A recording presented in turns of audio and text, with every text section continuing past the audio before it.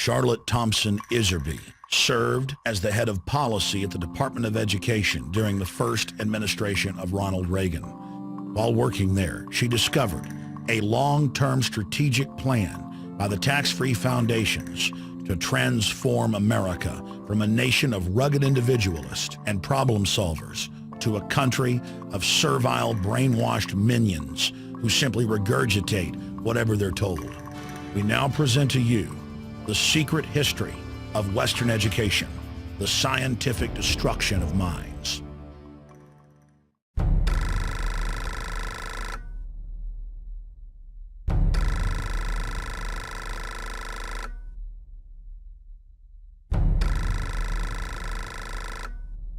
The minutes reveal that in 1910, the Carnegie trustees asked themselves this question, quote, is there any way known to man more effective than war to so alter the life of an entire people? For a year, the trustees sought an effective, peaceful method to alter the life of an entire people. But ultimately, they concluded that war was the most effective way to change people. Oh, God. World War I.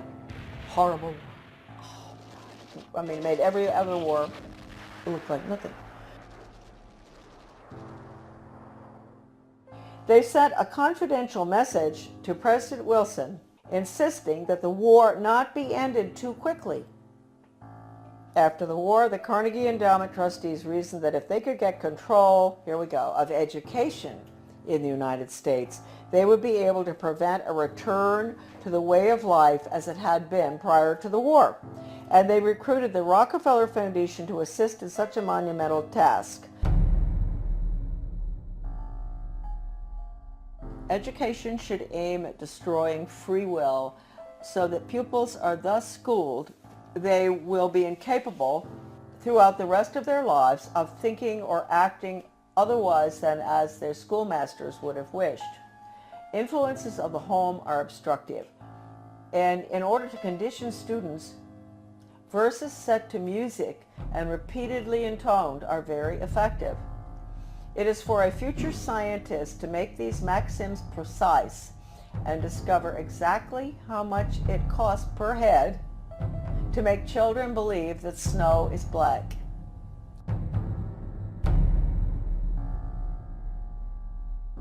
When the technique has been perfected, every government that has been in charge of education for more than one generation will be able to control its subjects securely without the need of armies or policemen. End quote. Young people cannot be trusted to form their own opinions. It's our job to tell them.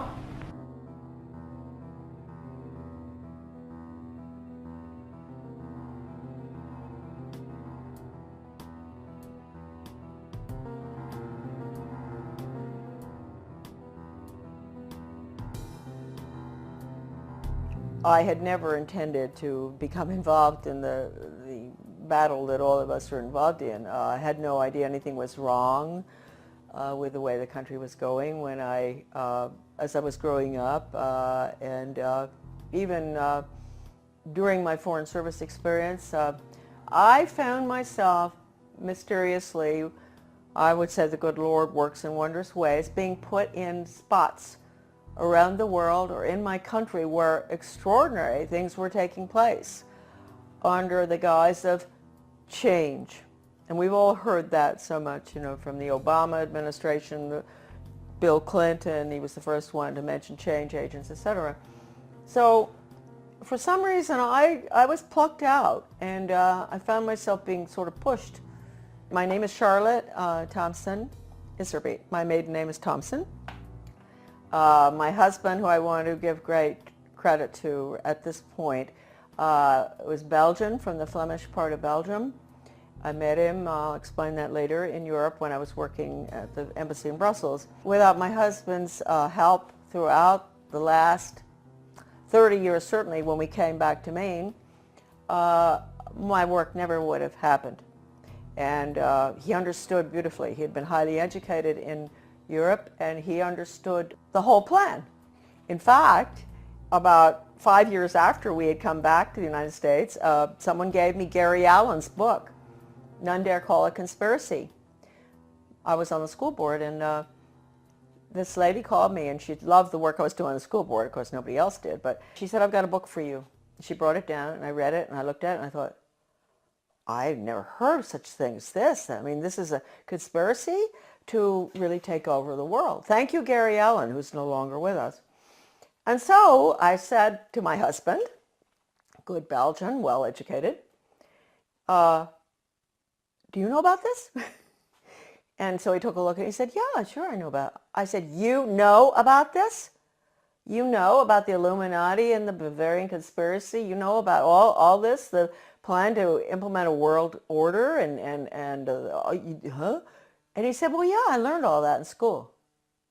And I thought, oh, okay. So thank you, Jan, wherever you are. I think that maybe you're very involved in helping all of us right now straighten out this mess. We go back. I was born in 1930. Yes, I'm getting there. My mother was from Virginia, a wonderful Southern conservative, wonderful gal. And my father came from Pennsylvania. He came from a family that in mining, and his father was a very recognized mining engineer who ultimately went out to South Africa and opened the gold mines. And my grandfather knew all these people. My grandfather was Skull and Bones. My father was a wonderful person. He was mayor of several towns on Long Island, New York, and in New Jersey, and he was a real constitutionalist. And somehow he was a member of Skull and Bones, but he didn't have anything to do with the power structure there, right? He absolutely nothing, although he did go to their meetings, and he went out to the island for retreats and more that stuff. He went to Bohemian Grove once. And so I grew up in sort of an atmosphere of, it was apolitical in a way, except for local politics, which my father was fabulous on. Anytime anybody did anything like wanted to break down local government or get rid of elected officials like regionalism does, my father would be right there with the Constitution.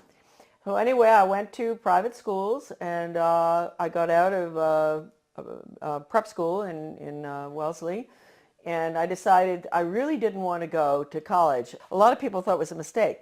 I wanted to go to business school instead.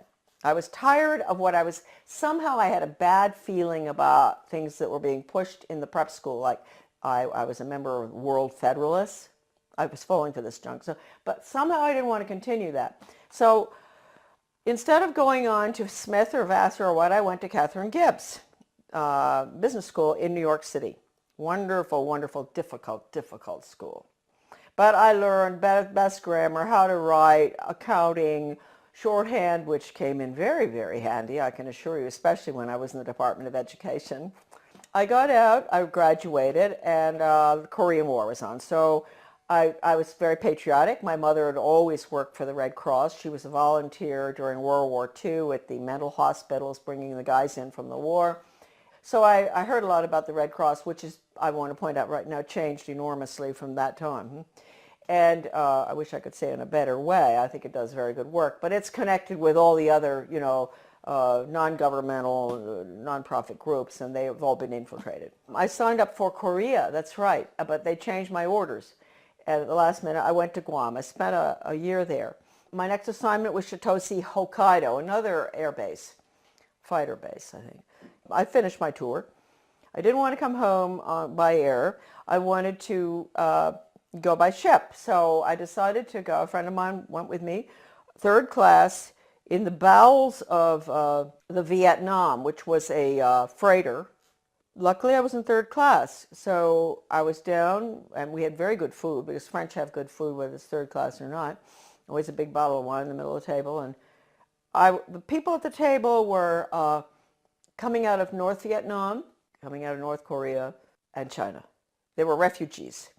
And of course, the Vietnamese ones spoke French, and the Chinese were very well educated. They were well educated Chinese, so they spoke English. I spoke French. So the conversations were unbelievable. They would tell me what had happened, why they were coming out, what was going on under the communists, which we didn't let General MacArthur, move in and take over. Truman brought him home. We could have won that war. We could have kept the whole Far East from collapsing, but that wasn't the plan. That old soldiers never die. They just fade away. This one woman was taking her daughter to Paris, to the conservatory there of music, to study piano.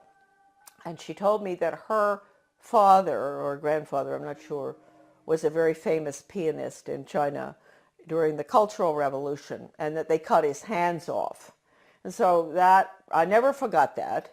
And then the other lady, she was from Vietnam, North Vietnam, and she told me that her grandfather, they killed him because he was opposed to the communist regime, and they cut his head off and they stuck it on a pole, and they marched around town with his head on the pole, which of course was to, warn the rest of the Vietnamese, keep your mouths shut.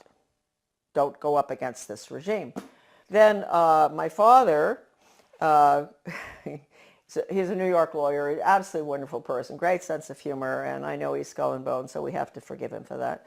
But anyway, so he says to me after, I've been gone for 2 years, mind you. This is his young daughter that he cried when I left, right? What are you doing going abroad?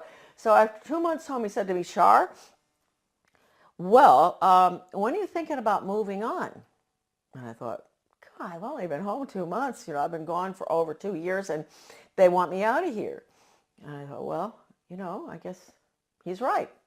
I better not hang around home forever.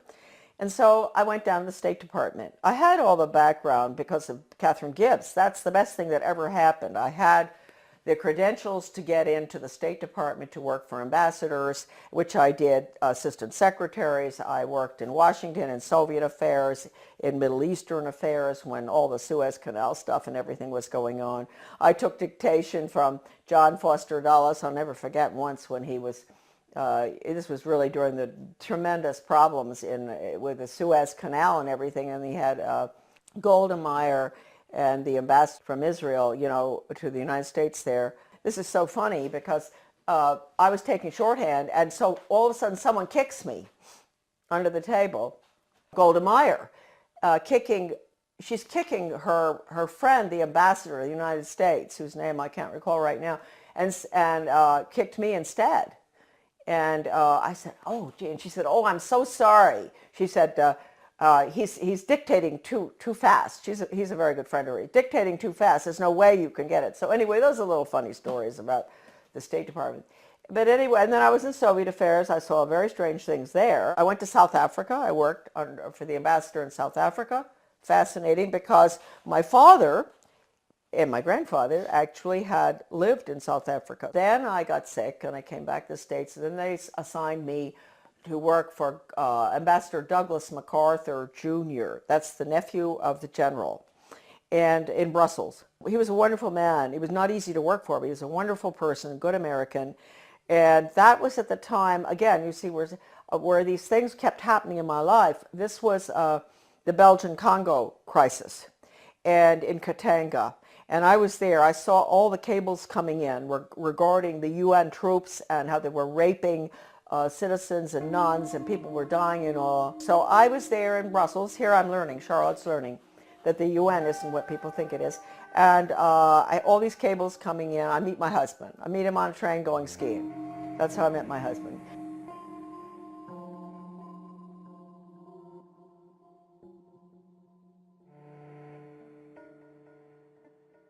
My husband and I are engaged. We subsequently get married in the United States. He comes over.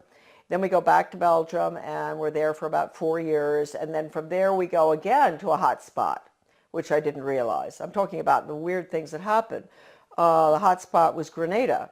I could see then from our house overlooking the bay, the lagoon in St. George's, all this activity. Boats coming in with strange flags. Stokely Carmichael came down there to sort of stir up the pot to get the Grenadians, mad at the rich, nasty capitalists who owned these yachts and all. It was really getting bad there. And I knew the political situation well because we had Grenadians working on the boat. I had a lot of Grenadian friends in government as well. Anyway, we left. We were there about 5 years. And then when we left, I remember telling our Grenadian friends, you're going to have trouble here. There's troubles coming. And of course it did in 1984, I guess. That was one good thing Ronald Reagan did, which I was opposed to because it was a UN move, but he saved a lot of my friends from being killed by the Soviet regime in Grenada by moving in there to protect, so-called protect American students. But it was really the oil pipelines, I think, of Rockefeller that we were protecting. We're in Grenada. We go back to the United States. I put the children in public school. So here we go. I had no idea that education would be any different from sort of what I'd had. I had had a good education, a private school education, but I didn't know. And so they go into the public school system in Camden, Maine. And in retrospect, I believe that that was a pilot school, one of them for the whole country, for changing our education system from an academic classical educational system to brainwashing for the international socialist government. Everybody has all the research on this. I have so much. It's all in my book, The Deliberate Dumbing Down of America. I hit Camden and I start asking, I get on a little committee, philosophy committee, and we were all asked by the superintendent, highly skilled change agent out of Harvard, well, I want to know what all of you feel the purpose of education should be. And so I said, well, I think it should be to give the students a sound academic education in basics and also a strong sense of sound morals and values. And boom, they all looked at me and they said, whose values?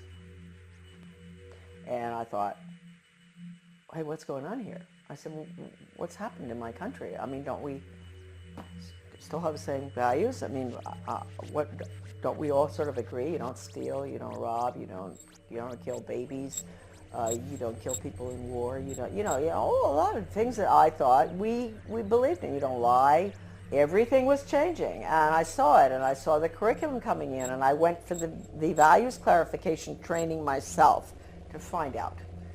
I had a call from a master teacher who taught all over the world, and she said, you are absolutely correct. I was on the school board by that time. After 3 tries, I got on.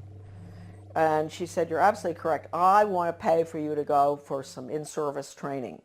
And I said, in what? And she said, well, it's called Innovations in Education, and it's how to become a change agent. She paid $100 for me to go. I went. And all these normal-looking people, nice, some from my own school district and all, and the guy is a facilitator, but he's using this big book called Innovations in Education, A Change Agent's Guide, and it has all these case studies of teachers and administrators and how to sneak in controversial curriculum such as death ed, sex ed, bullying ed, alcohol ed, drug ed, all these programs that have education hanging off the end of them that have nothing to do with education. It's interesting. You don't have math ed and science ed and all. They call it math and science and history, right? But when you see anything with education hanging off the end of it, red flag, huh? In that training, he taught us how to identify resistors in our community. And they were the people who were smart, who knew that these programs were designed for nothing other than to make children engage in sex, to drink, to take drugs, to do all the things that the parents were being told the programs were to help the children. I was considered a resistor too. Here they were training me to identify myself, huh? And so I never, ever got over that. Also, we were being trained to go to the important people in the community, and they're really very good people. We all know who they are. They're friends of ours and all, but they're head of Rotary, head of Garden Club, head of Historical Society. You go to them and you explain to them in very, very good, highly skilled change agent manner, which is just lies, how important these programs are for your children. We've got to put these programs in. This was 1973, all the way through right now. Huh? That period in education, we call it the unfreezing of our children's values, the ones taught by the parents at home and the church, basically. Change agents were highly trained by the National Training Laboratories. We had the headquarters for that in Bethel, Maine. That goes all the way back to World War II. I have the original paper from that, and it said that what they're putting in is they want to change the values to unfreeze the system, and then they're going to implement the new values, the new communist values for world government. That was the goal, and they did a good job on it between 1970 and the year 2000. And now the values, as we can all see, people are saying, oh, well, we've got to be tolerant, there are no absolutes anymore. That's not fair to judge people. Don't be judgmental. If your grandmother is dying of cancer and you can't afford the medicine, it's okay to steal it. That's what you call values clarification. With the education for a planned economy, using workforce training, identifying children at a very early age, what they're going to do the rest of their lives. It's the Soviet planned economic system, starting as early as first grade. That's being put in now under the guise of school choice, charter schools, and using the performance-based, outcome-based Skinnerian Pavlovian method with a computer. Pavlov, interestingly enough, was a Russian. People think that he invented operant conditioning. He didn't. He went to Leipzig, Germany, and he studied under Wilhelm Wundt in the 1800s, mid-1800s. Wilhelm Wundt was a philosopher, German philosopher, who was involved in trying to figure out how you can get people to do change, understanding the psychology, what makes people click, how you can get them to do what you want them to do, etc. And he became very frustrated with the inability to change people's behavior and their views and everything, doing the traditional way, lectures and this and that and all, and discussions and all. And finally, he realized that what he was dealing with was the human soul. The soul is a very difficult thing to track. It sort of floats all over the place, and it rebels, and it doesn't, it's independent. And so he came up with a scheme to attack the nervous system. That's really what it is. It's neurological. If you can get them to react in certain ways to what you want, like when the doctor, give you a good idea, the doctor used to, physical exams, they take a hammer, a little rubber thing, and knock your knee, and it goes boop.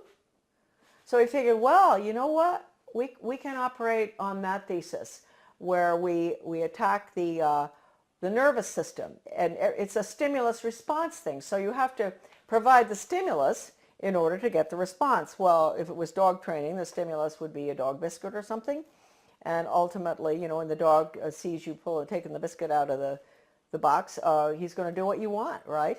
And so it's really pretty simple. I had never gotten involved in having to figure it out until a very good friend of mine, a teacher in Arizona, had to go through the first program that was brought out of 1965. One of the first ones, it was called Mastery Learning. And she quit education when she went through the training. She said it was so sick, and she had papers from doctors and all saying it even makes children sick. And I met her when I went into the U.S. Department of Ed, because I found her correspondence came to my office, and it was referred to me. And that was how I met her. And she was the one who educated me about operant conditioning and how awful it is. I mean, it can absolutely destroy free will. We had free will until we got to the computer. The computer absolutely destroys. The child there's no thinking going on there. There's no transfer being made. And you've got to understand that. All the documents in regard to this by people, not myself, by educators who have been trained in it, are in my book. So you don't have to say Charlotte said that. You can say Professor so-and-so said that. I have one incredible paper in the back of my book by a leading educator written in the 60s that I managed to get. It was attached to the Project BEST application for funding that I talked about, the one I got fired for. And that paper talks about the need for computers and how wonderful they're going to be and all. But he says, if you don't agree with the message morally and ethically that's going on to that software, do not do it. And that's coming right out of the mouth of an educator involved in it. He says, you have to have a conscience, because that software is so powerful that no matter, you may think, oh, well, the person on the other end, you know, he can do what he wants and make up. No. Once it's in the software, and once the child is clicking away on the computer and getting the little happy face as the reward, that's what happens. We all know that feeling when we get something good on the computer. He's not going to ask any questions. That's it. Finished. And it can bring the student to a certain totally opposite position in their thinking using Socratic questioning. So it's very dangerous. I can't tell you how dangerous it is. I mean, how dangerous is a method that can actually change, actually destroy one's conscience. That's bad news. And we were all softened up, and that's what we're looking at today. Now, the refreezing has to take place. The refreezing is going to take place with the use of the computer. Schools will be bookless. They are already some of these programs coming in. So anyway, I was on the board. I saw that. I went for the retraining. Then I got off the board, and I formed with Bettina Dobbs of Maine, a wonderful teacher and a nurse. We formed something called Guardians of Education for Maine. And we were in business for about 15 years. We did a lot of very good work. In 1980, I went to work for Ronald Reagan, and I worked there for 2 years until I was fired. Right. But I had worked hard for him from 1978 to get him elected. Right. And then in 1980, because of the work I'd done and the work in education, I got an appointment in the U.S. Department of Education. Because the people in Washington, with the conservatives, they were good back then. They're not anymore. They were very impressed by the work I'd done in Maine on education. So they pulled me down and put me in the U.S. Department of Ed in what was the most important slot probably in the world in education. I know people out there are shaking their heads and say, why would they put her there? She doesn't have a college education, right? Why are they putting her in there? Well, they knew, first of all, Reagan had promised to get rid of the Department of Education, something he didn't do, and I will hold that against him forever, because he could have. Since that was the plan, when they were staffing the department, they didn't have to put important people in those old slots. Like my slot that I got put into would have been filled by the former president of Harvard or Stanford or something, right? Or University of Chicago. That job had been held in the past by very important people in education. But since they were getting rid of the department, it didn't make any difference. So they just plopped me in. Now talk about the hand of God, huh? And all my files were full of everything they planned on doing. And so I don't even think my boss knew this. You know, he was a so-called conservative. But he became very suspicious about me because I was always busy. Even though I didn't have a lot of work to do from him, I was always busy because I had lots of things to read. And I would stay after work. I'd stay until 2 a.m. in the morning. When everybody was gone, I'd get into everything. Sure, if it had just been the job and all the files and everything had been whisked away by these former very important educational change agent communists, Marxists, I would not have found stuff, but all the stuff was left in the office. What I saw was so depressing. That's hardly the word. I mean, this was the education of Charlotte. It was the greatest horror story I had ever encountered. And at one point, he sent me, he wanted to get rid of me out of that office. He sent me up to the National Institute of Education, which is where all the research is performed. They send out all the grants and contracts to the universities or schools or whatever from there. I found out I was really in the belly of the beast right there, because I had access to all the computer printouts of all the grants and contracts of your money, folks, going out not just across our country, but all around the world, about how to change the education system from academics to a brainwashing using Pavlovian, Skinnerian, operant conditioning computers and workforce training for the globalist economy, the corporate fascist socialist communist government that's coming right in this minute. I had a friend from Maryland who used to come and she had a huge Cadillac, and I'd get all my stuff and put it in, interesting for Maine people, LL bean bags. You know this big LL bean bags? This huge ones. And I'd put all the papers in there. And at lunchtime, we'd meet uptown for lunch. She'd come in, marvelous gal, Australian, who I absolutely love, probably one of the finest Americans who ever, she was Australian, but she did more for our country than anybody I've ever known. Brilliant. We'd meet, dump the stuff in her car, go have lunch. She'd take it home. She'd get some of it out to the people across the country. It was really marvelous. Well, once I had these two big bags, and two of these major change agents at National Institute of Education, they were coming down. I was going to the elevator, and they were walking down. And I thought, oh no, you know, I've got to get out of here. So I had to go in the men's room and hide. And I'll never forget that, hiding in the men's room. I thought, what if, I mean, there may be other guys coming in here, not just to the elevator. And anyway, nobody came in. They went down the elevator. I came out and dumped the stuff in her car. It was not a really exciting job. It was mainly to see if the universities, the schools, the different entities across the country that were getting money, or around the world, from the taxpayers, that they were getting their quarterly reports in on time. That's all. It had nothing to do with philosophy. Huh? And so one day I ran across a grant to Lansing School District, Lansing, Michigan. This was University of Michigan connection with my office. And it was a values clarification program for first graders, elementary school. And it pre and post tested those little children about what goes on at home, what religion do you, and I looked at this thing and I thought, what on earth are they doing?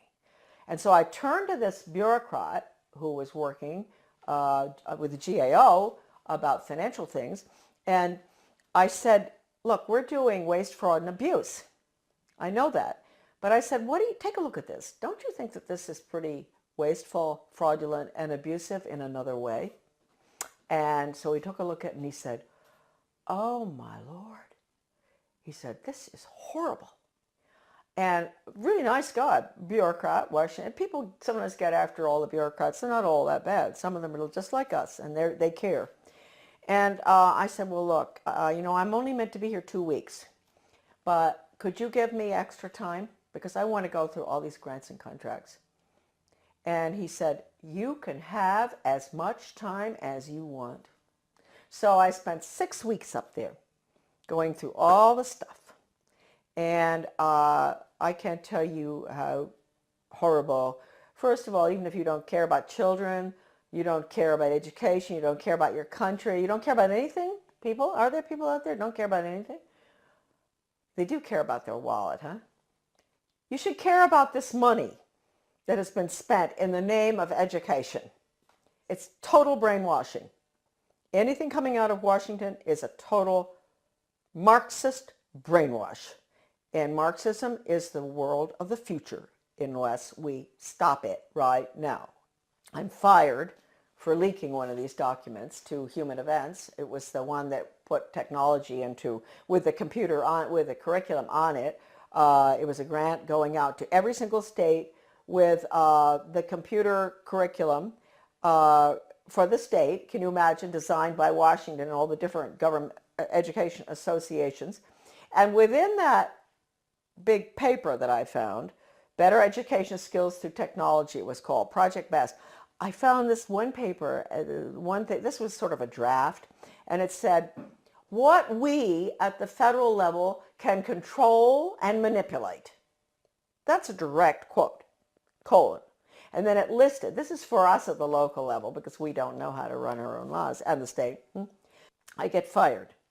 Then I write the president, I write Reagan, and I tell him what's going on in the department. And I said, you would be shocked if you knew. This place has got to be shut down, etc.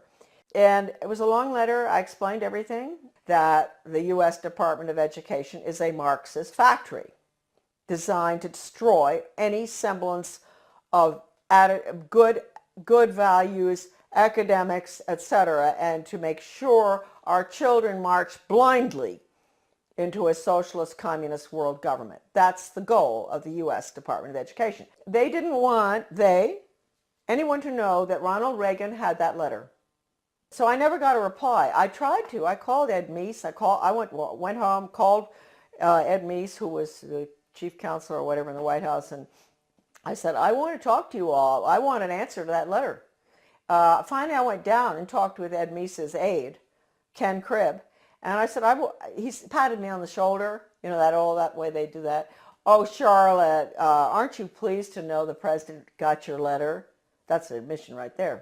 I know he got it because John Lofton, a journalist at that time in Washington, called his office, the White House, back in 1983 or something, and asked. And they said, yes, it's on his desk and he's marked it up. So let's get that straight. He had it.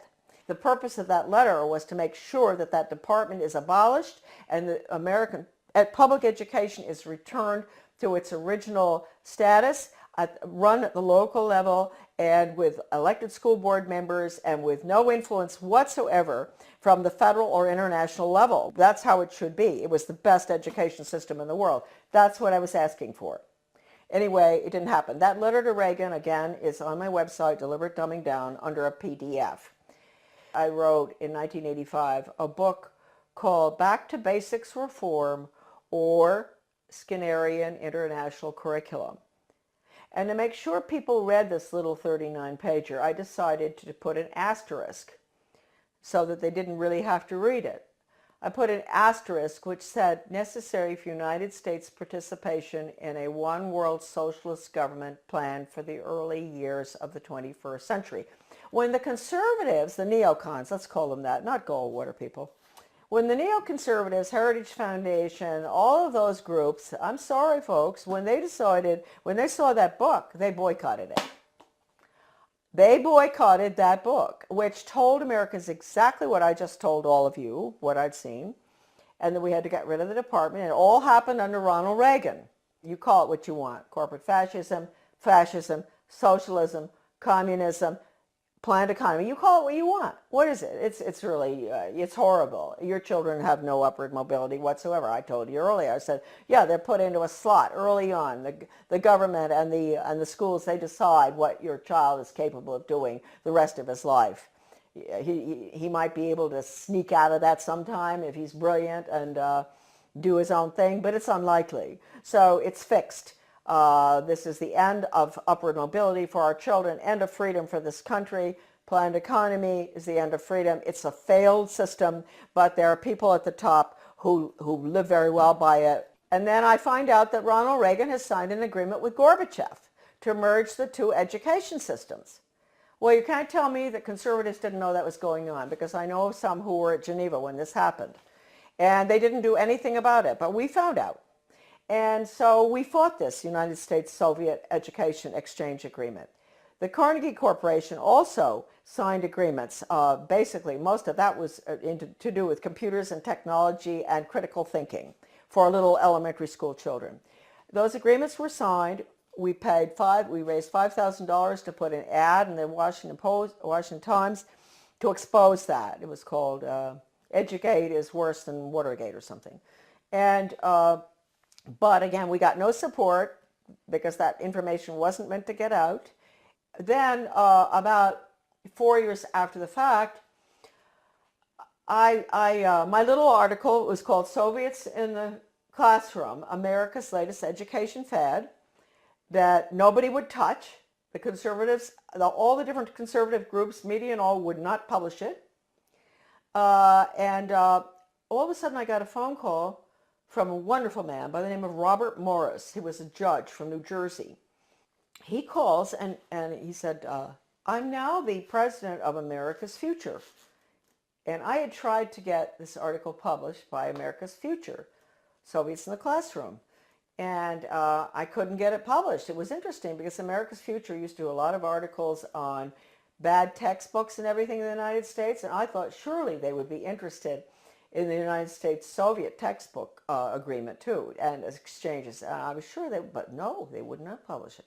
So this Bob Morris became president. He found my article in a drawer in the desk that was left there, the manuscript. And he read it and he thought, oh, what is this? Can you imagine? He's a leading conservative himself, very important person. He had not heard about it. He had not heard what Reagan had done. It's happened ever since 1958 when the first agreement was signed by Eisenhower with the Soviet Union at the peak of the Cold War. And then the various agreements have been signed all the way through until recently, one with China.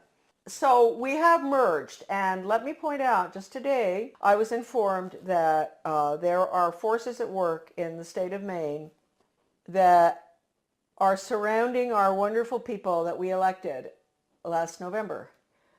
Traditional Mainers, good hardworking Mainers who were very upset about what's going on. They worked hard to get our governor in, a wonderful man, Paul LePage. And I want to warn all of you that out in your states, if you elected some really good people, they've been surrounded. And you've got to be very careful. You've got to let them know not to go along with any of the agendas that call for regional government or consolidation. Because regionalism, you know, the merging of services, the police forces in one town, police force merges with another one, the schools consolidate, all the little schools merge into a big one. They tell you that's to save money and all. They're lying to you because it doesn't. We know that. It doesn't save money. But what it really is, regionalism is communism. And I have an article, it's in Deliberate Dumbing Down of America. You can look up the name Zeitlin. You will see this communist writer for the Communist Daily World in the mid-70s talking about the need for the United States to implement regionalism and consolidation. It's communism. So any effort that you see out there where they use the word, they don't use the word regionalism that much anymore, they're getting smart. They use the word consolidation.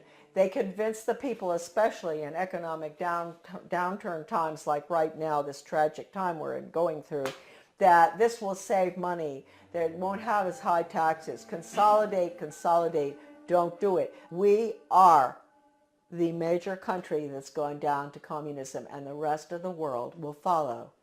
They'll call it the global system, the international socialist global system. It is nothing but a totalitarian system.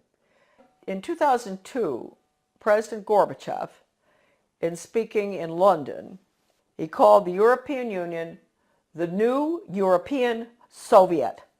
We know what we're looking at. The North American Union and all other regional entities throughout the world, whether it's the Pacific Circle Consortium or whether it's the Middle East. You think we went into the Middle East for any reason other than to destroy Iraq and to make it part of a region hooked into the banks?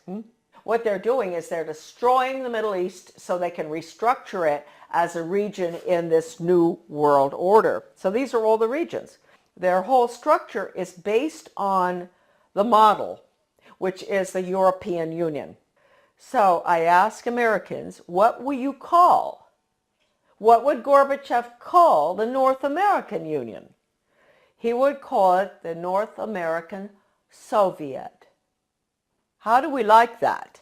Wake up. If there's anything that is important for you to remember from these videos today is that we are at the end of the line. We are doing exactly what Gorbachev wants. Consolidation. Now, this is an interesting cartoon. This is regional government. This is the consolidation of schools, basically. And you see the little guy in the one-room schoolhouse, he's chewing a piece of grass or something. And he looks very happy. He belongs to Little Frog Lick Creek High School. He's chewing the grass with a smile.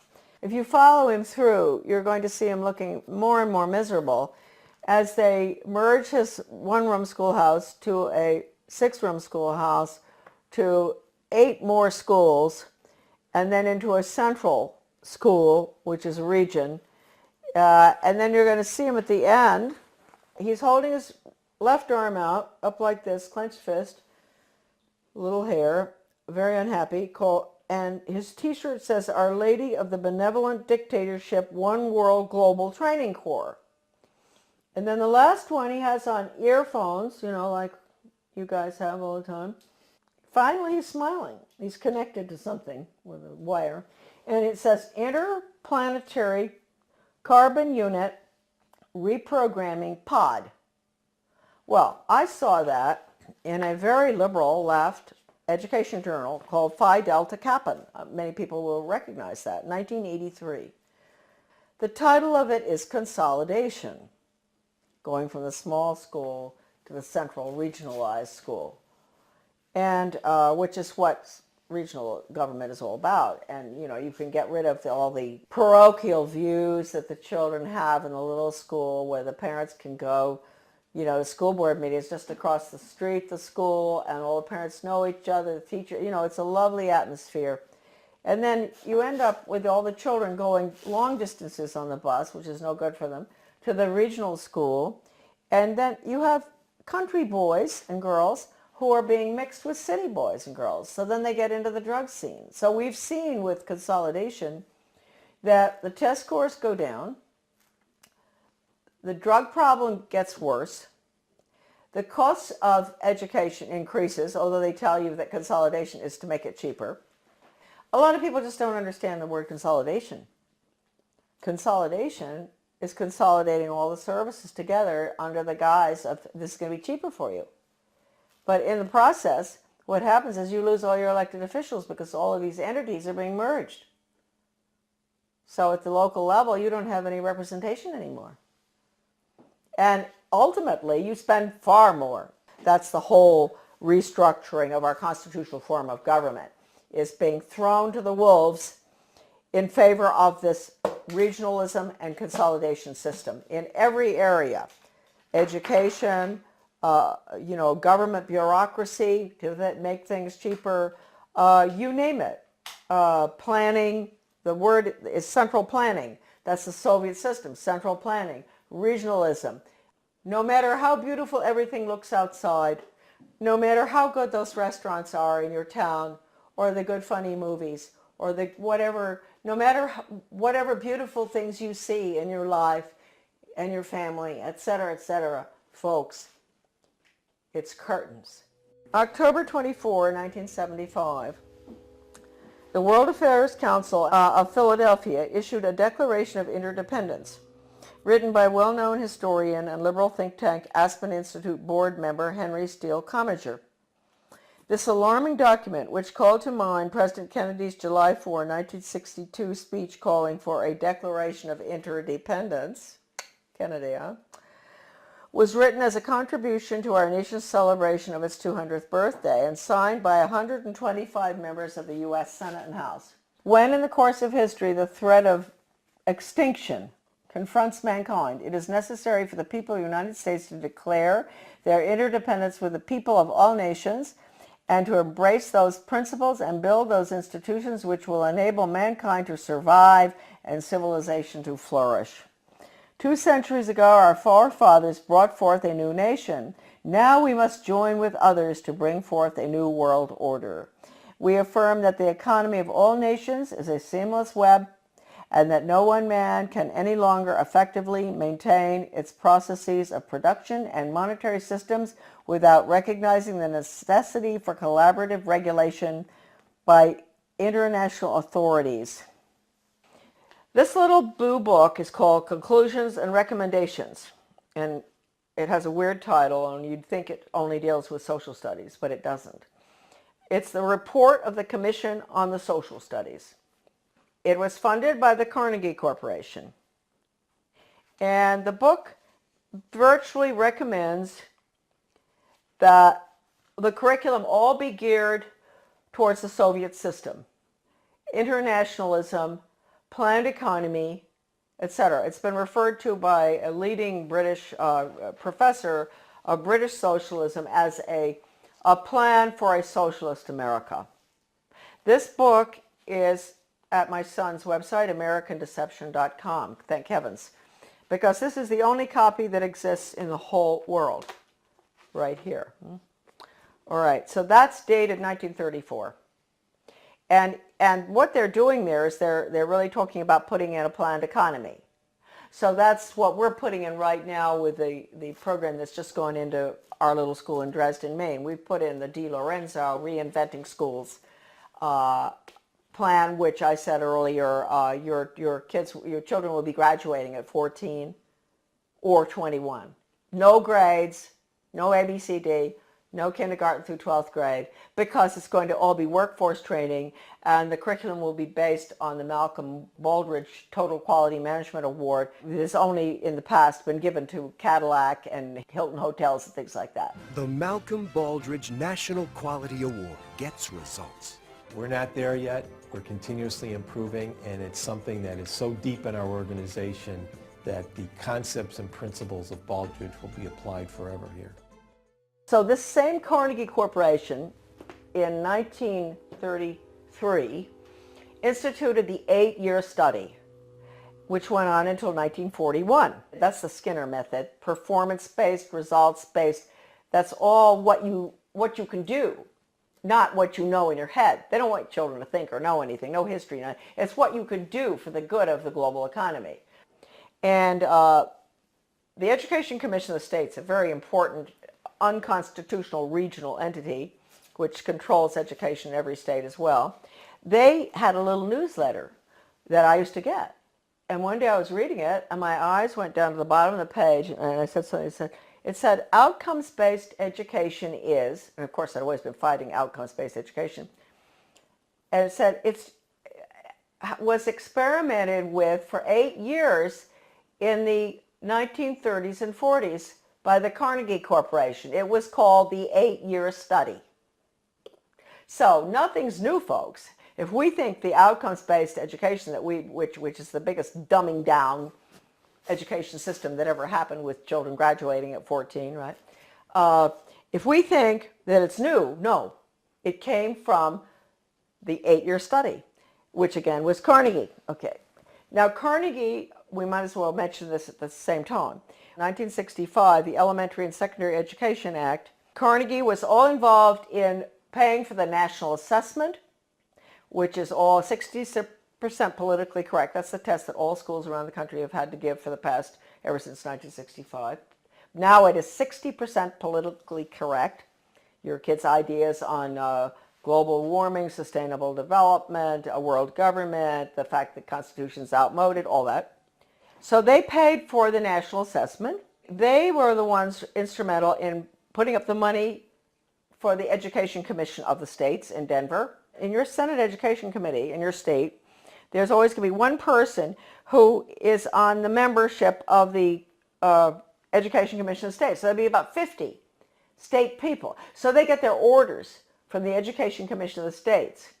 That's Carnegie, paid for that. In 1985, Carnegie signed an agreement with the Soviet Academy of Science.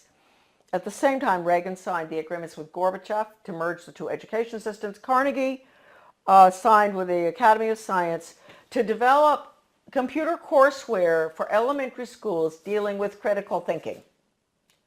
That was an agreement signed. That's for our children, right? In first grade, critical thinking on the computer. Reagan, Clinton, the two Bushes and all, implement the school to work agenda.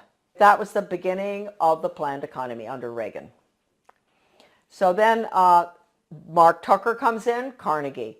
All the controversy going on in the 90s, Americans were up in arms about the destruction of their school systems. They would go in deliberately and destroy, because in order to restructure, you have to destroy. Foundation for the Advancement of Teaching, David Hornbeck, who's big on compulsory community service, compulsory. He called for that when he was the superintendent of schools in Maryland. He was commissioner. Way back, he called for mandatory service. That's another thing, folks. You better watch out. We're going to be slaves. Mandatory service. So anyway, the same Hornbeck, who's connected to Carnegie all along, goes into Kentucky, destroys that system, goes up to Rochester, New York. He goes out to state of Washington, Iowa, destroy the schools, restructure them for school to work. That's all Carnegie. And the latest information coming in for Maine with a complete recommendation, that is, who knows, maybe our governor, we can get to him fast enough, to help him understand that we can't have charter schools. Charter schools are the vehicle to implement the planned economy. We can't have them. They're unelected school boards anyway. We don't even have a school board with a charter school. They get federal money. Why no school board? They get federal money, so we have to give the federal test. No charter schools, forget it. So all of this is coming together, coalescing at the same time. The 3,000-page hearings of the congressional investigation of the Reece Committee, investigation of the subversive activities of the tax-exempt foundations. I bought the only available copy in the country, 3,000 pages, from a really good friend of mine, a wonderful American. He had been offered any amount of money for that 20 years ago by one of the minions of the tax-exempt foundations. They did not want that copy to be floating around. The research director for those hearings, his name was Norman Dodd. I knew him. And the conversation that I'm going to discuss right now that he had with the president of the Ford Foundation, Rowan Gaither, was off the record in New York City at Ford Foundation headquarters. And Norman Dodd told me over dinner in Washington, D.C., in a restaurant in Georgetown, Rowan Gaither said to him, Mr. Dodd, basically, we at the foundations, we don't determine the agenda. The agenda has come from directions from the White House. That was Eisenhower at the time, right at the peak of the Cold War. And that agenda, our instructions are to use our tax-exempt status, your money, folks, change America so it can be comfortably merged with the Soviet Union. Now, a lot of you may say, well, that never happened. Well, it's happening right now, folks. It's happening right now as we speak. Foundation-funded non-bloody revolution. Committee Chairman Carol Reece warned fellow congressmen of a diabolical conspiracy that a certain few foundations were financing the socialist and communist overthrow of the United States. After World War I, they tried to get the League of Nations in. And there was tremendous opposition to that. And then you had opposition between then and between World War II. You had Lindbergh and a lot of Americans going before the Congress to keep us from going into the UN. You had all sorts of opposition. But they got their way. The Reece Committee learned that the Rockefeller Foundation and Carnegie Endowment for International Peace were, with tax-exempt dollars, funding leftist propaganda operations aimed at changing America through the brain, not the battlefield.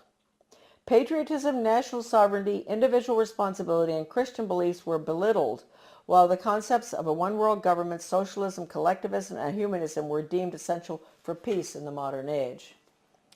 A clandestine and successful non-bloody revolution had been masterminded by some of America's most powerful and devious men who did not want to be exposed by a congressional investigating committee.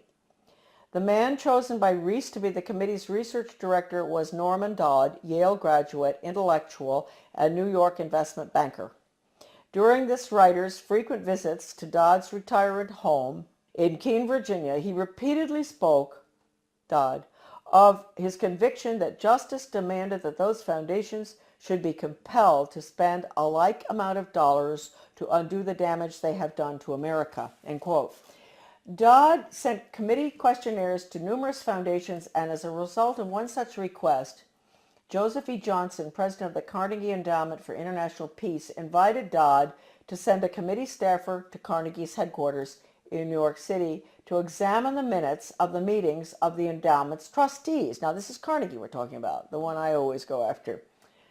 These minutes had long since been stored away in a warehouse, and obviously Johnson, who was a close friend of former Carnegie president and Soviet spy Alger Hiss, had no idea what was in them. Don't forget, Alger Hiss headed up the UN in San Francisco. He was the head of the whole thing, world government.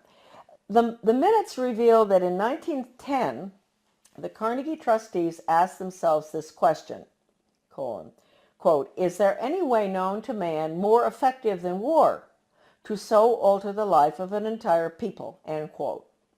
This is in the minutes. For a year, the trustees sought an effective, peaceful method to alter the life of an entire people. But ultimately, they concluded that war was the most effective way to change people. Oh, God. World War I, horrible war. Oh, God. made every other war look like nothing. Consequently, the trustees of the Carnegie Endowment for International Peace next asked themselves, quote, how do we involve the United States in a war? And they answered, quote, we must control the diplomatic machinery of the United States by first gaining control of the State Department. Now, don't forget, this is 1910. Norm Dodd said that the trustees' minutes reinforced what the Reece Committee had uncovered elsewhere about the Carnegie Endowment, that it had already become a powerful policy-making force inside the State Department. During those early years of the Carnegie Endowment, war clouds were already forming over Europe, and the opportunity for the enactment of their plan was drawing near. History proved that World War I did indeed have an enormous impact on the American people. For the first time in our history, large numbers of wives and mothers had to leave the home to work in war factories, thus effectively eroding women's historic role as the heart of the family. The sanctity of the family itself was placed in jeopardy. Life in America was so thoroughly changed that, according to Norman Dodd, quote, the trustees had the brashness to congratulate themselves on the wisdom and validity of their original decision, end quote. They sent a confidential message to President Wilson, horrible, listen to this, insisting that the war not be ended too quickly. Carnegie trustee Cleveland Dodge, one of Wilson's financial supporters, had direct access to the president, and as did Elihu Root, endowment president from 1910 to 1925. After the war, the Carnegie Endowment trustees reasoned that if they could get control, here we go, of education in the United States, they would be able to prevent a return to the way of life as it had been prior to the war. And they recruited the Rockefeller Foundation to assist in such a monumental task.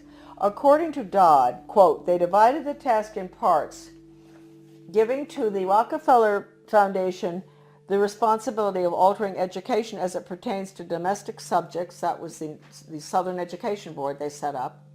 But Carnegie retained the task of altering our education in foreign affairs and about international relations. That would be UNESCO, UN, all that stuff. The foundations decided that the most effective method of achieving this goal would be to alter American history.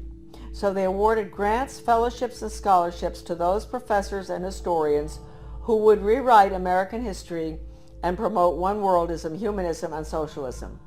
By the early 30s, the well-laid plans of the foundation trustees had reached fruition, and a Reece Committee staff report concluded, 1, that there had indeed been a non-bloody revolution in America between 1933 and 1936, 2, that a certain few foundations had funded efforts to change the beliefs of the American people through education and propaganda, and 3, that these revolutionary changes had been accepted without resistance. To demonstrate how thoroughly American opinion had been changed according to the plan of the foundations, we cite the following historical example. At the end of World War I, Woodrow Wilson and his shadowy alter ego, Colonel Edward M. House, tried to sell the U.S. Senate and the American people on the idea of the League of Nations. This was, of course, the first concerted international effort towards a one-world government.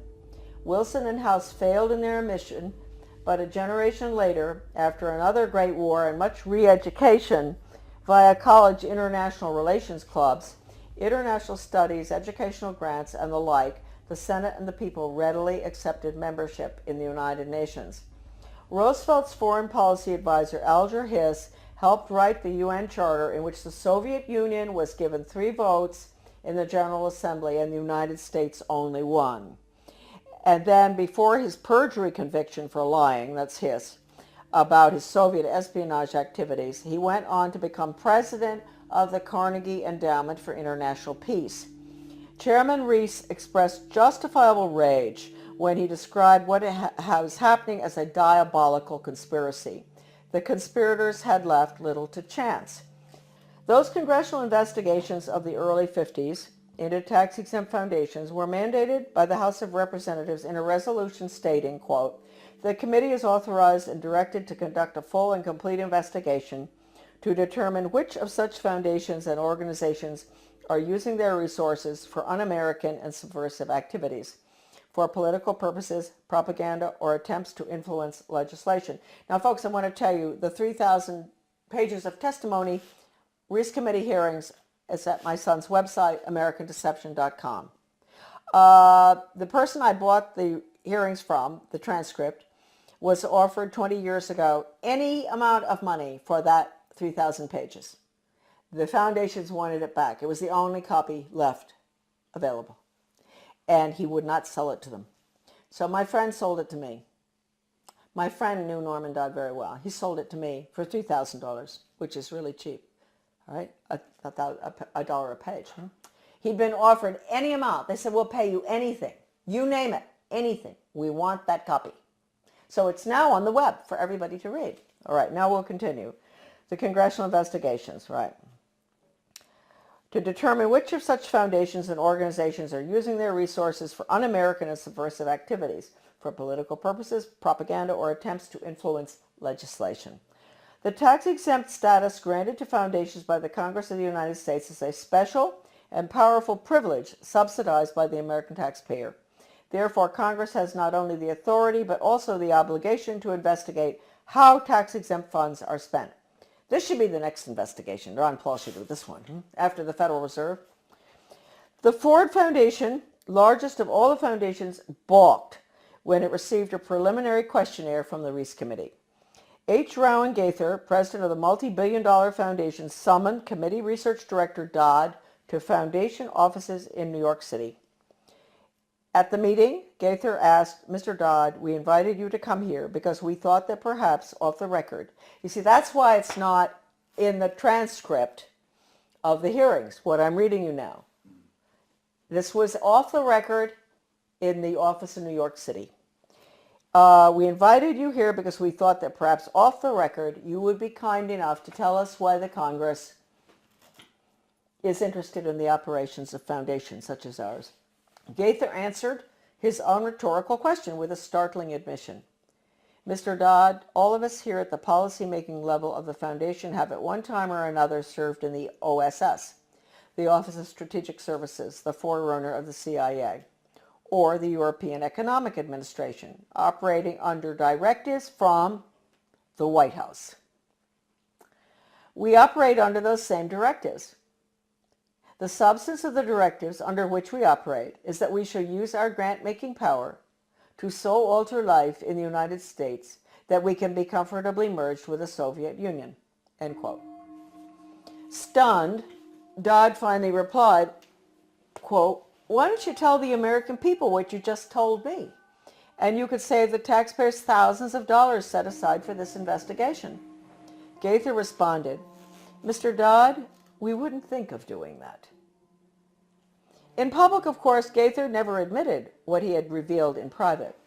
However, on numerous public occasions, Norman Dodd repeated what Gaither had said and was neither sued by Gaither nor challenged by the Ford Foundation. The latest article that I've written with Debbie Niwa, a wonderful researcher, a magnificent person and brilliant, did all the graphics and formatting and a lot of her own research as well on change agents and how they brought Americans to have a totally different mindset using all of the sensitivity training. Debbie had some fantastic research of hers is in that article. As well as at the end of writing it, we came across extraordinary quotes from C.S. Lewis, who points out that if you substitute workforce training for education, that's the end of civilization. It's the end of the human being as an entity opposed to being an animal. It's the end of the human soul. It's the end of the conscience. And we have all of the evidence from educators and change agents, articles saying that the computer is fantastic for changing values. An educator with the World Institute for Computer-Assisted Instruction, his name is Dustin Houston, where he talks about, won't it be wonderful when the child in the smallest school, most remote area in the country can have the curriculum developed by the world's finest psychologists, and nobody can get between that child and the curriculum. Parents, wake up. That means you, parents, you can't get between the child and that curriculum. You can't control anything anymore. You've lost it. This is going in right now. And they say this works too. What works? I always wondered when I saw this stuff titled What Works in the U.S. Department of Ed, and I didn't pay too much attention. And one day I picked it up, something, and what works? Yeah, dog training works. If you reinforce, if you give rewards and all. And mind you, folks, the rewards are being passed out galore all over our country now, not just in education. In my former town of Bath, the police, the community-oriented policing system, the police are giving rewards to citizens who do good deeds. They give them a little medal. They see them to help an older lady across the street who has groceries.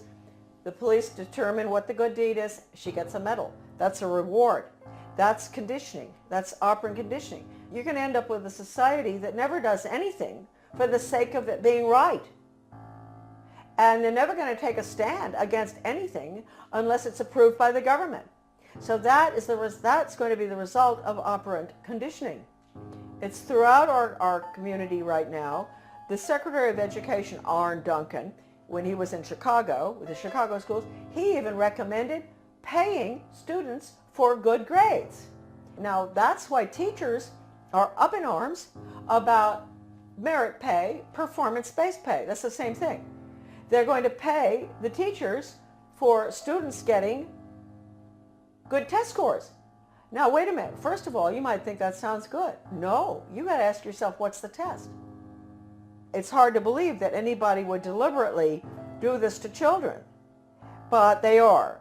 They're evil people, and their agenda has been evil ever since this book was written. This is it.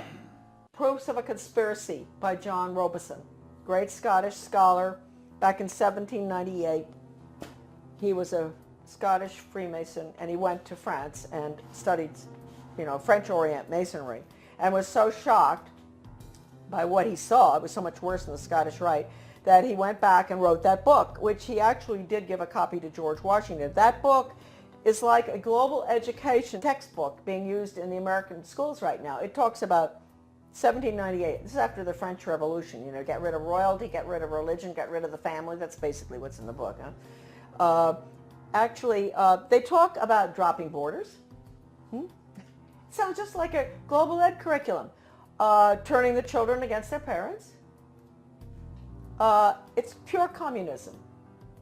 That's why I say that now, basically the only thing that we can do, certainly with education, which is being turned into nothing but corporate school-to-work agenda using the Soviet-Cuban Polytech system, where they pull the children out, send them over to the cigar factory, at noon to learn how to make cigars. The same thing here. That's being put in. It's been in the works for 30 years. The nail is going in the coffin right now. It's coming out of Europe. It's the program that's going through Maine right now. It's called Reinventing Education. De Lorenzo. This is all in my article, The Death of Free Will. All of this documentation about the final nail in the coffin, which will be school to work across the board for global corporate profits. Our children are nothing but human resources and guinea pigs to be trained like animals. Animal training using Pavlov, Skinner, all of which was brought into the United States by, we'll get onto, the order at Skull and Bones.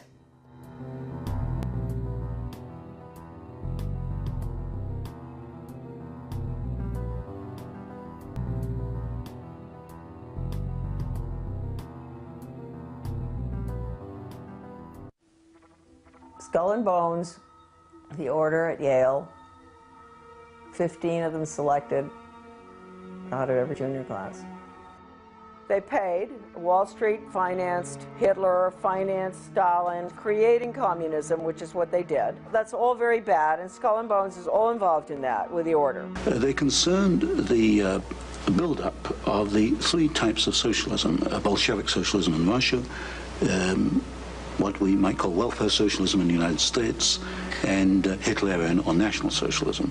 And each book examines the financing and the contributions made by Wall Street, by international bankers, to the development of that specific form of socialism. It also was involved in changing the American education system from a classical academic, brain-oriented thinking, destroying that, and imposing an animal training method, which Skull and Bones was deeply involved, and I think I would just say the only entity at that time deeply involved, and managed to bring that wretched system of operant conditioning, Pavlov, Skinner, whatever you want to call it, animal training, out of the laboratory in Leipzig, Germany, Wilhelm Wundt, and get it adopted by leading American educators. Motivation and reward are crucial factors in learning. A motivated animal will learn any response which occurs and is promptly followed by a reduction in the strength of the drive.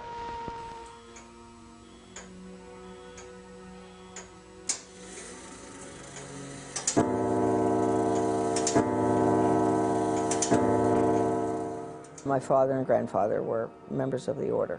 Skull and Bones was put together by William Russell in 1830, secret society at Yale University. And the connections with Germany are pretty extensive.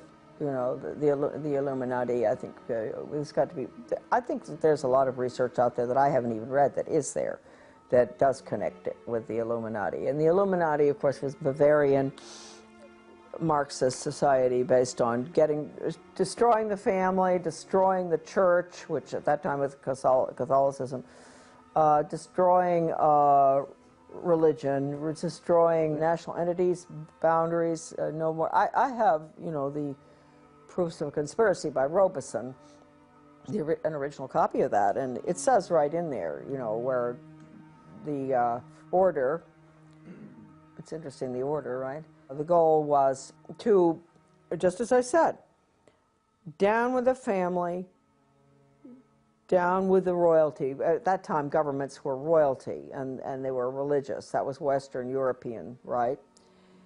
Down with nationalism, get rid of countries, drop borders. I mean, and people think that that's new. The Illuminati order, this is Skull and Bones, see? The Illuminati order documents show that Raphael in the Illuminati is identified as the same Professor Karl Casimir Wundt. This is fascinating. Kirchenrath Karl Casimir Wundt, the one we're talking about, was professor at Heidelberg University in the history and geography of Baden, this town, and pastor of the church at Weiblingen, a small neighborhood town. So Wundt was connected with the Illuminati, his grandfather.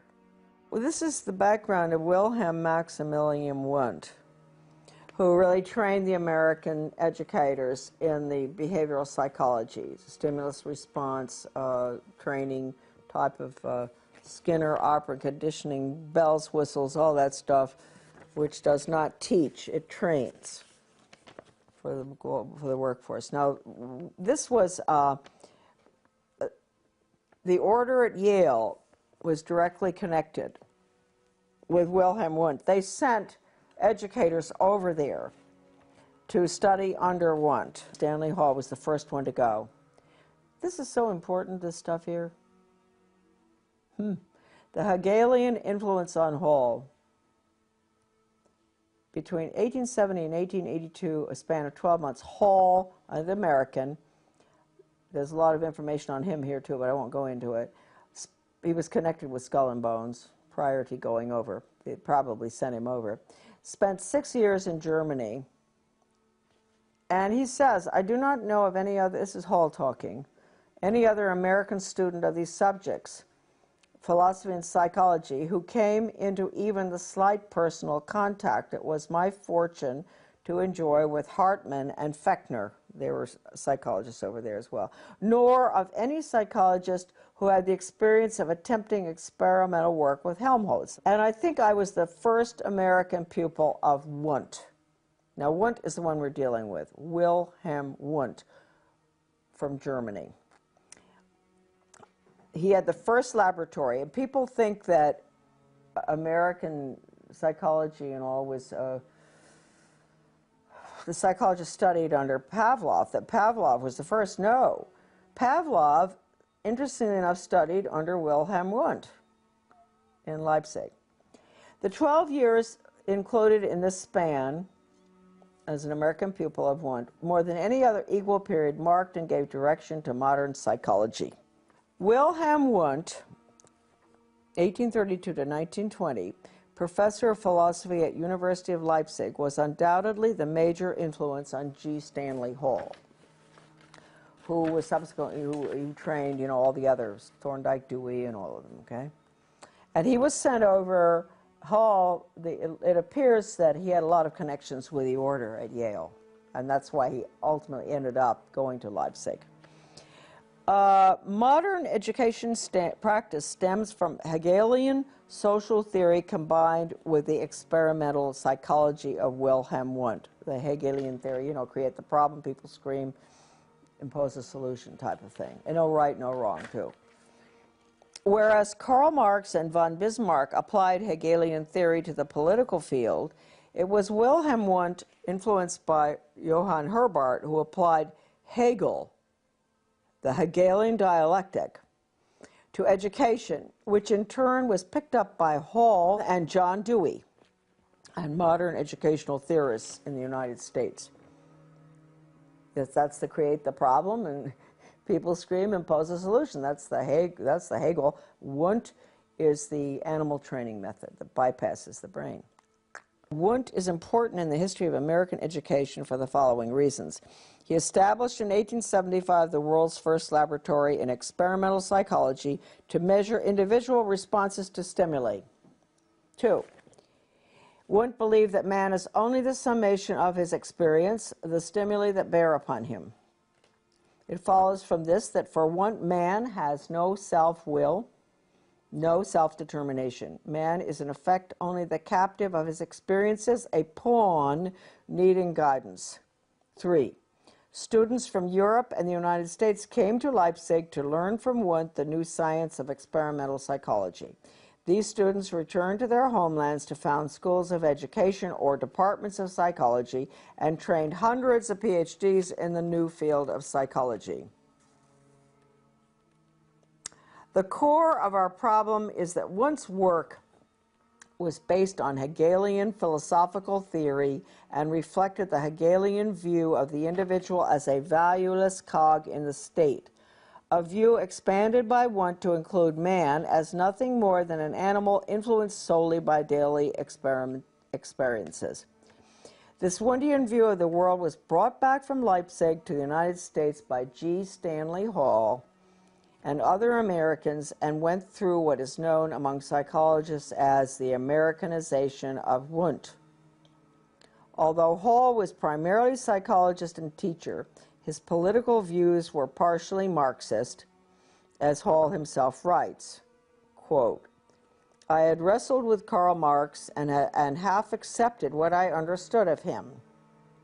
Confessions, and don't forget Karl Marx used, the Communist Manifesto was basically Weishaupt. It's important to remember that, huh? So this is really a very fine chapter out of Sutton's book, America's Secret Establishment. This is the chapter, How the Order Controls Education.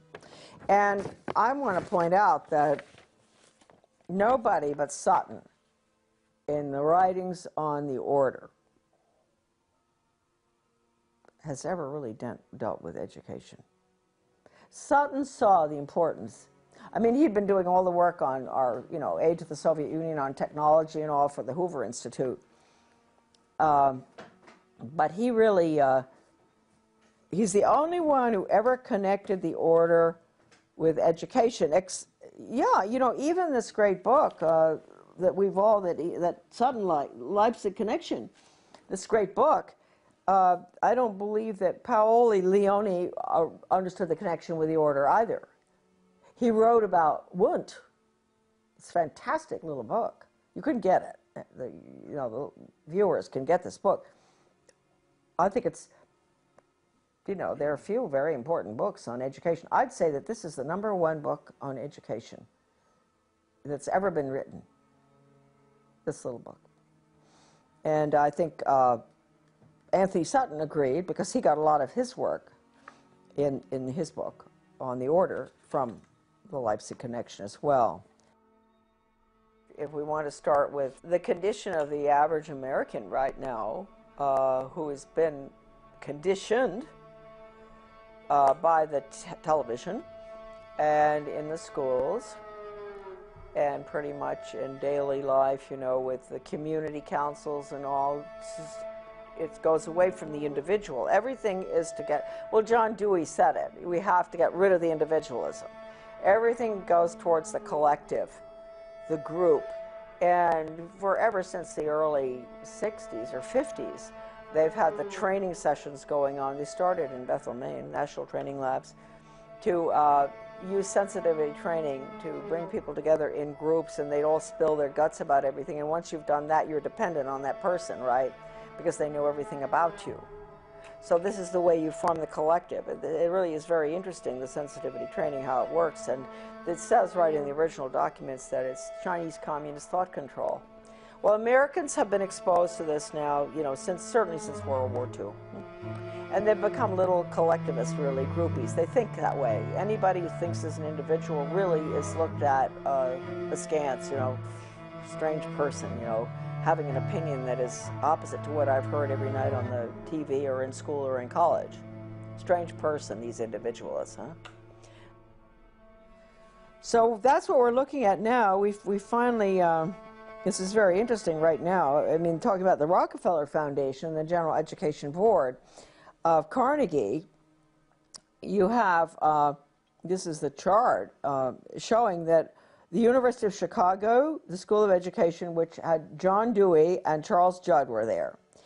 Columbia University Teachers College, John Dewey Thorndike, who had his pet chickens that he trained, James E. Russell, and then James McKell in the Department of Psychology at Columbia. All of those were all funded at Hopkins Medical School by Rockefeller Foundation's General Education Board and Carnegie Foundation. Now, when you think back to everything I've been talking about, the Carnegie Conclusions and Recommendations to change the American education, 1934, to change American education from the standard, you know, classical education that we have, basically to outcomes-based ed, because Carnegie, after they wrote that nifty little blue book that outlines a socialist America using Carnegie's views, they had something called the 8-year study, the Carnegie Corporation, which we didn't realize until I read something in the Education Commission of States used to have, or still does, maybe in Denver, has a newsletter. And I was reading it one day, and at the bottom of the page, I just saw something, and it said, OBE is simply because we were fighting OBE, outcomes-based education, performance-based education for workforce training, performance.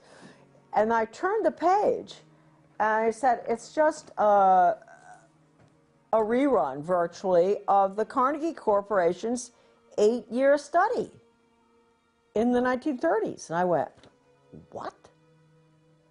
And then we went and we got the whole 8-year study out of the University of Georgia Library, because the editor of my book lives in Athens, Georgia. And we got the 8-year study.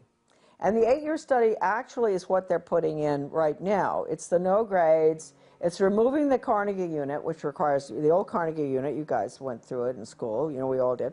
4 years of math, 4 science, 4 English, 4 history, whatever, in order to graduate. And all of that has been removed now because the student is not focusing on intellectual endeavor. It's workforce training. And so they're taking those years away, and they're taking ABCD grades away. They're taking kindergarten 1, 2, 3 through 12 away. And the whole thing is an open system where the child proceeds at his own pace and has his own test. He's not being compared against anybody else, no competition, because he is the cog in the wheel. He's being trained for the state and the corporations. not for his own upward mobility. Forget classical education. That's what they're putting in right now. They're calling it Reinventing Schools Coalition. And interestingly enough, why I should be living in this small town of Dresden, Maine, where it's one of the pilots, one of the few in the country for it. I went over and I found out about it.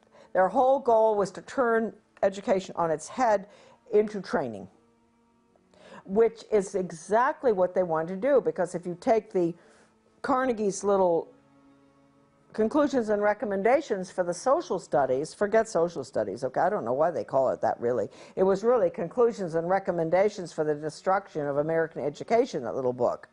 By putting that new system in, and the very people who signed off on their report were involved in all of this at Columbia.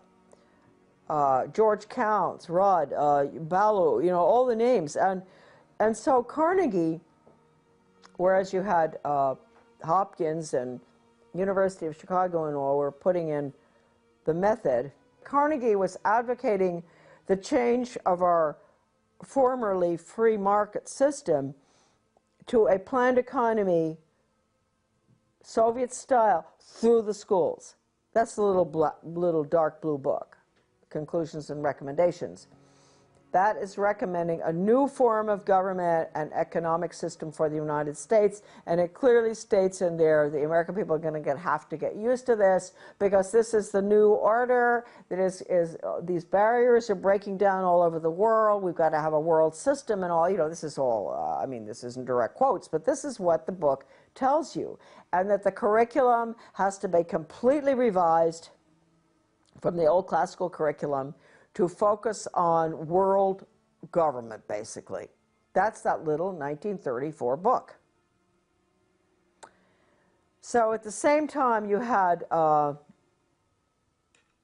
Columbia University and Dewey and all of them.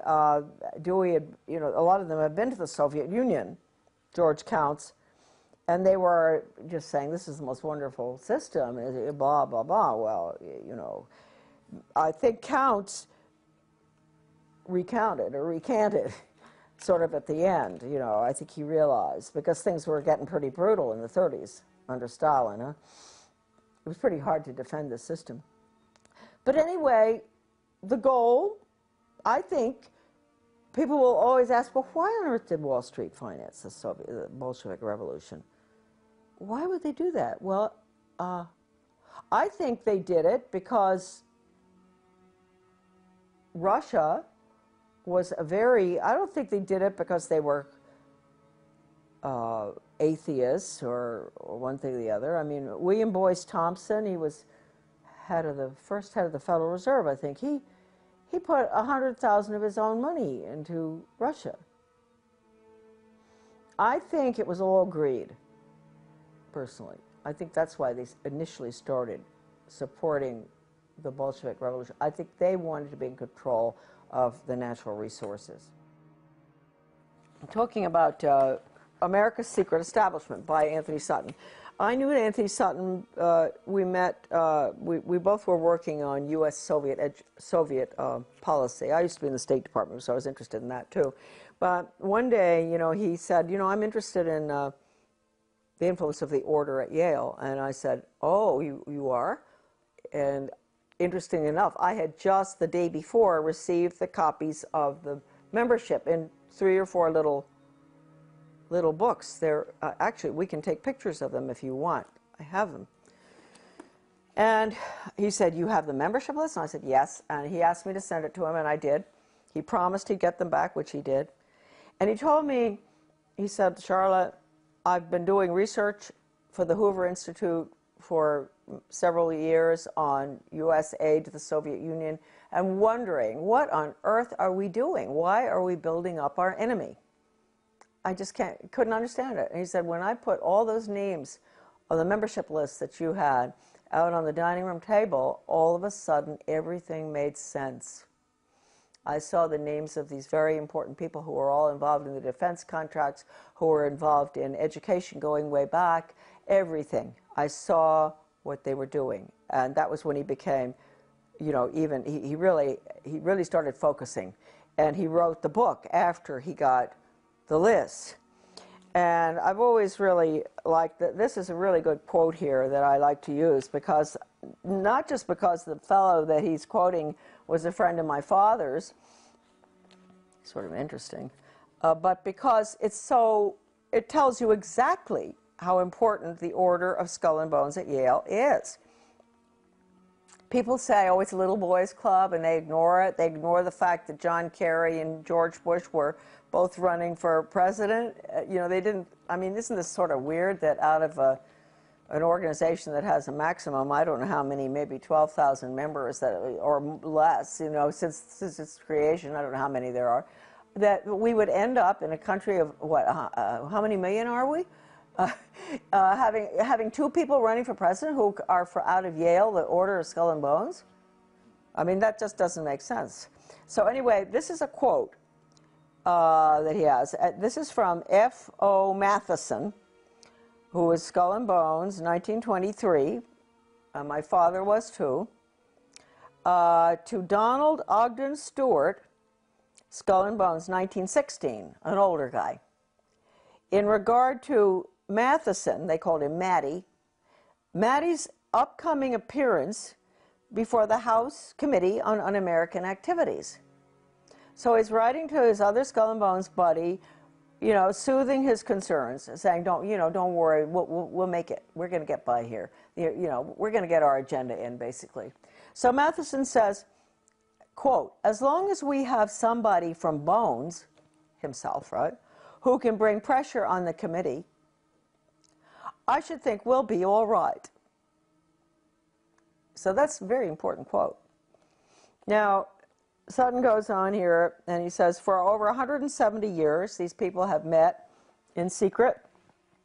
From out of their initiates come presidents, senators, judges, cabinet secretaries, and plenty of spooks, CIA. They are titans of finance and industry, and they have just recently installed a third Skull and Bones president of the United States, George Jr., right? George W. Bush's secret name is Temporary. His father, George H.W. Bush's Bones name is Magog, and his grandfather, Prescott Sheldon Bush, stole for the order one of their prized possessions, Geronimo's skull. But the Order of Skull and Bones secrets have always been safe with the press, of which much they owned. They owned, and that's why I think earlier you saw in this video, I mentioned that, or maybe I didn't, that I've been writing letters to the press since 1975 that, with a direct quote from a communist, that regionalism is communism. And I've had other articles published, but they would never go near that. Either they would take that quote out, because that's a quote from a communist writer for the Daily World, writing for their own journal, the Daily World. And so when you talk about the control of the press, it's complete, the major media. I don't have to tell you folks that probably, but anyway. All right, no, Skull and Bones, Bonesmen, here's a little list. Time Life Fortune's Henry Luce, Newsweek's E. Roland Bunny Harriman, right? Cowles Communications, Alfred Cowles. National Review's William Buckley. Boy, he took us to the cleaners, didn't he? Atlantic Monthly's R.W. Davenport. I guess Buckley was the one that managed to get the conservatives in line, so they're supporting a planned economy and all, right? He said that he said that John Kenneth Galbraith was one of his best friends, and he admired him. So, Didn't he repudiate the Birchers? Oh yes, yes. Went after the Birchers. He did terrible things, Buckley. Atlantic Monthly's Davenport, among others. If the order is mentioned in the establishment press at all, Bones is defined as just a staid wayside for students. Its glory faded. This book is extremely important. You can go on the internet to get it. You said Alex has got it, is that right? I think we do. You're right. Anthony Sutton was educated at the Universities of London, Göttingen, and California. While research fellow at the prestigious Hoover Institute, he produced the monumental 3-volume series, Western Technology and Soviet Economic Development. Other books include The Best Enemy Money Can Buy, Wall Street and the Bolshevik Revolution, Wall Street and Hitler, and many others. All right, this is a picture of my grandfather, Samuel Clifton Thompson, born in Pottsville, Pennsylvania. And this picture is taken just before he went out to South Africa as a mining engineer to open up the gold mines in South Africa. I might point out that he was the first member in the family from the Order of Skull and Bones. You'll be seeing later, you're going to see a picture of Grandpa and my father is coming up. Put it down a little bit. Okay. There you go. Right there. It's perfect. Thank you. And he lived out there from around 1897 and was there during the Boer War, and they returned in the breakout of the First World War I. My father was born in South Africa, obviously, and my grandfather met a lovely gal from Australia. That was my grandmother, and she had come, this is a very interesting story. She had come over with her father and 12 siblings on a sailing ship from Australia to Cape Town. My great-grandfather from Australia had emigrated from England and was the clerk of the works or something in Melbourne, Australia. And they had all those children, and can you imagine traveling on a sailing ship back in 1895 or something with all those children? And anyway, my grandfather somehow met, we don't know how, my grandmother. And they were married in Johannesburg in 1902. And he was a member of the Order at Yale, and he was very close to Sir A. Bailey and some of the Fabian socialists. I don't really know what role he had in the activities of the Order, but I would imagine some, because it was pretty big-time gold mining, and he was very instrumental in opening up the mines there. So that's Grandpa Thompson. Here is a picture of the same Grandpa, a little bit later, with my father and my sister, Victoria. And that's Grandpa. He's being very grandfatherly. This is probably around 1930, this picture. And that's my dad holding on to my sister, my dad Clifton, who subsequently was tapped for the Order for his class at Yale. And with Grandpa, the one that I spoke to you about, who was the mining engineer that went from Pennsylvania to South Africa to open the gold mines in the late 1800s. This is an interesting picture here, which shows, I think that this looks like a bunch of skull and bones friends. I do believe. I'm going to show you the picture and then I will identify a bit for you. The one in the front row is Charles Spofford. And then we have my father. I'll explain a little bit. It's difficult to hold this up. But the one in the front row in the middle is Charles Spofford, a very close friend of my father's. And I really like Charles Spofford a lot. He ended up being the legal counsel from Davis Polk, Wardwell, Sunderland, and Kendall, for the Suez Canal Company, and many, many other high positions. He rose to the top, getting all sorts of honorary medals from foreign governments in Europe and everywhere, and counsel on foreign relations, and a lawyer, and a very, very decent, nice man. He close to my father. He died about 25 years ago, I guess. He was an interesting man. He was born in California, I believe, and unlike the other Bones characters that were in that class, friends of my father's, he had not been to prep school, one of the fancy prep schools on the East Coast. He went to public school in California, which I do believe they must have had extremely good public schools back then, because Chuck Spofford was quite a scholar, and he was a very good musician. And very high up he became after World War II, which he served in Europe as a lieutenant or something. After he got out, he was promoted way high up to a one of the top positions in NATO, the North American Treaty Organization, and went on to be very influential in diplomatic circles. This is coming from being a boy in the public school system in California, rising to just really the highest heights imaginable. So that's Chuck. The other members that are shown there are close friends of my father's, Rebel McCallum and Fred Haynes, I think. I'm not going to tell you where they all are. My father is in the picture somewhere there in the second row, I think. And Edwin Blair, who was called Mr. Yale always because he was a great fundraiser for Yale. So he was Mr. Yale. He was also the gentleman that invited my dad to go out to Bohemian Grove for 1 week or whatever it was. That it was through Edwin Blair that my father did go out there, and when he returned, you know, he wasn't terribly impressed with what was going on there. He said the food was excellent, the lectures were pretty good, everything was done very nicely, but he would never go back. So I'm making excuses for my dad because I don't think he was ever really very happy with the agenda, the Yale agenda, the Order's agenda, although he stayed close to his friends. As you can see in this picture, they're all having a very good time on someone's boat or on the dock somewhere.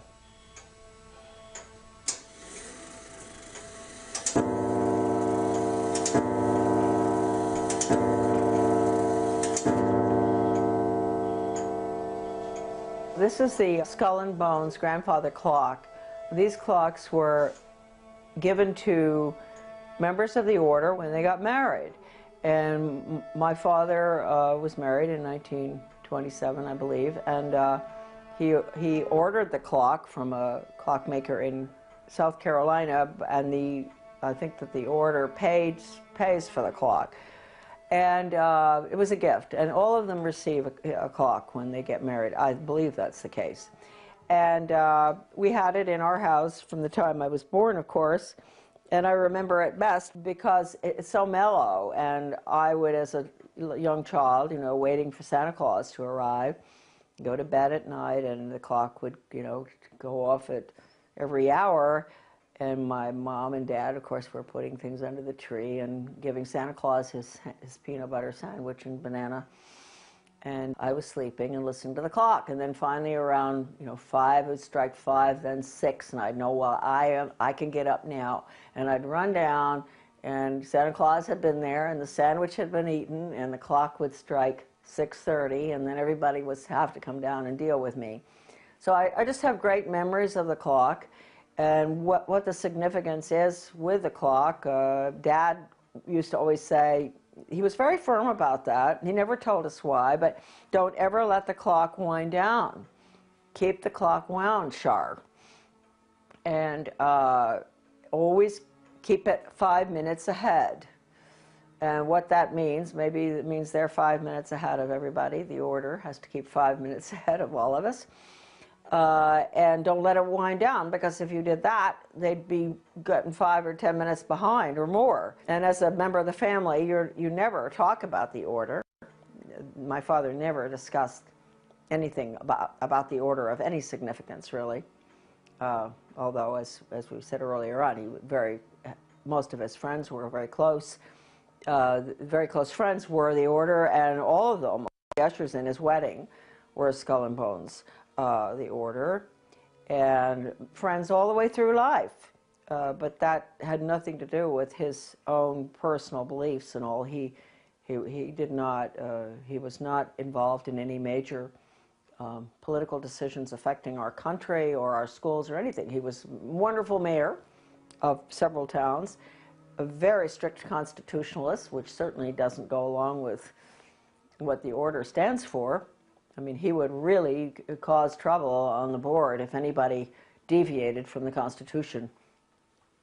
So that's just a little bit of a defense of a member of the order, my dad. And as you heard earlier on, you know, before he died, he did say that he would help me if he could, if he had longer, right? So hopefully there are more members who've come to that conclusion. And maybe someday we won't have a problem with the order. I hope that the order doesn't continue causing all of us the problems that it's caused in the past, though, especially in education. Now, we're going to get into the books. The books were originally, they'd never published the list of members in book form before. At least that's what my father told me.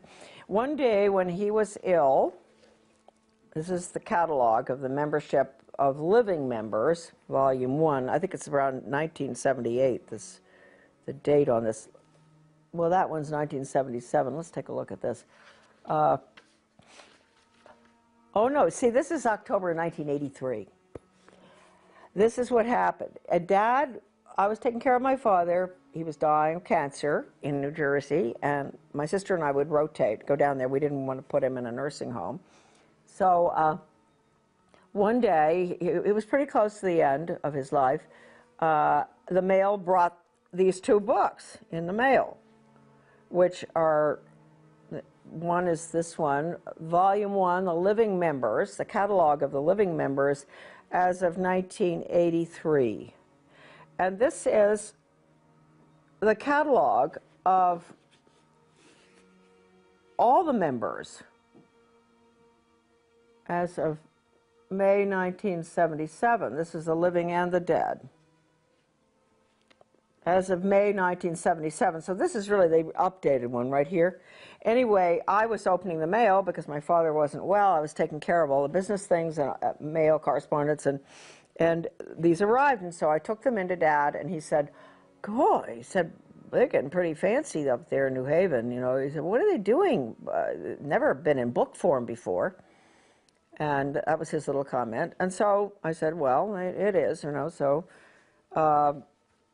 we, around that time, I was working with Anthony Sutton on something, because I was always very interested in U.S. policy towards the Soviet Union, and he had done such remarkable work, aside from his great book, which came out subsequently on the order, but his work at the Hoover Institute in regard to United States transfer of technology and all sorts of information and money, etc., to the Soviet Union from the time of the Bolshevik Revolution. And so Sutton was very highly respected in that field, and he told me, it just was a fluke really, that he happened to call right at the time when the books had arrived, because he said he couldn't understand what it was all about. And I said, "Well, you may be interested, I think, you know, in the order at Yale." And he said, "I am." He said, "I am interested in that." He said, I don't understand the connection." And I told him that I had the lists in book form. And he said, "You do?" And I said, "Yeah." And he said, "Would you mind lending them to me?" And he said, "I'll get them right back to you, I promise." And I believed him, and I sent them, and he did get them back. And he called me, and he said, "Charlotte, with all the research I've done through the years on U.S. aid to the Soviet Union in every imaginable aspect, once I got these lists copied," he went to a copying place to get it done. He must have done a pretty good job because they're still in good shape. I put them down on the dining room table, and I looked, and all of a sudden I knew I had found what I was looking for.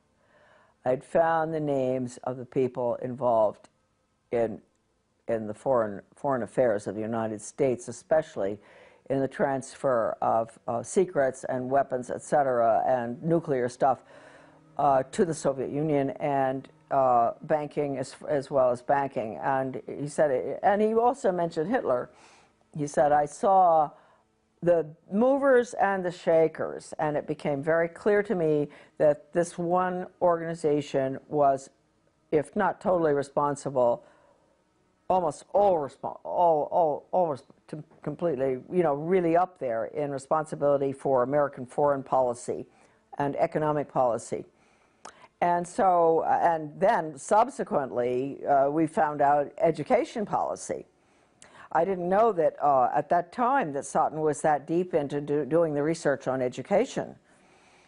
I think he did the best job on education research of anybody I can possibly think of, using, and I'll show you in a minute, the incredible research done by, in the Leipzig Connection by Lance Leone, the Leipzig Connection. I'll show you a picture of that book later. Sutton used that, I used it, and anyway, that is the history of these little black books, which he returned to me, and he was a very great gentleman. He said, I really didn't ask him to keep my name private, but he decided on his own not to let anybody know where he got them from, and evidently when, after my father died, he did, I guess, tell somebody, or maybe he didn't ever tell anybody. I'm not quite sure.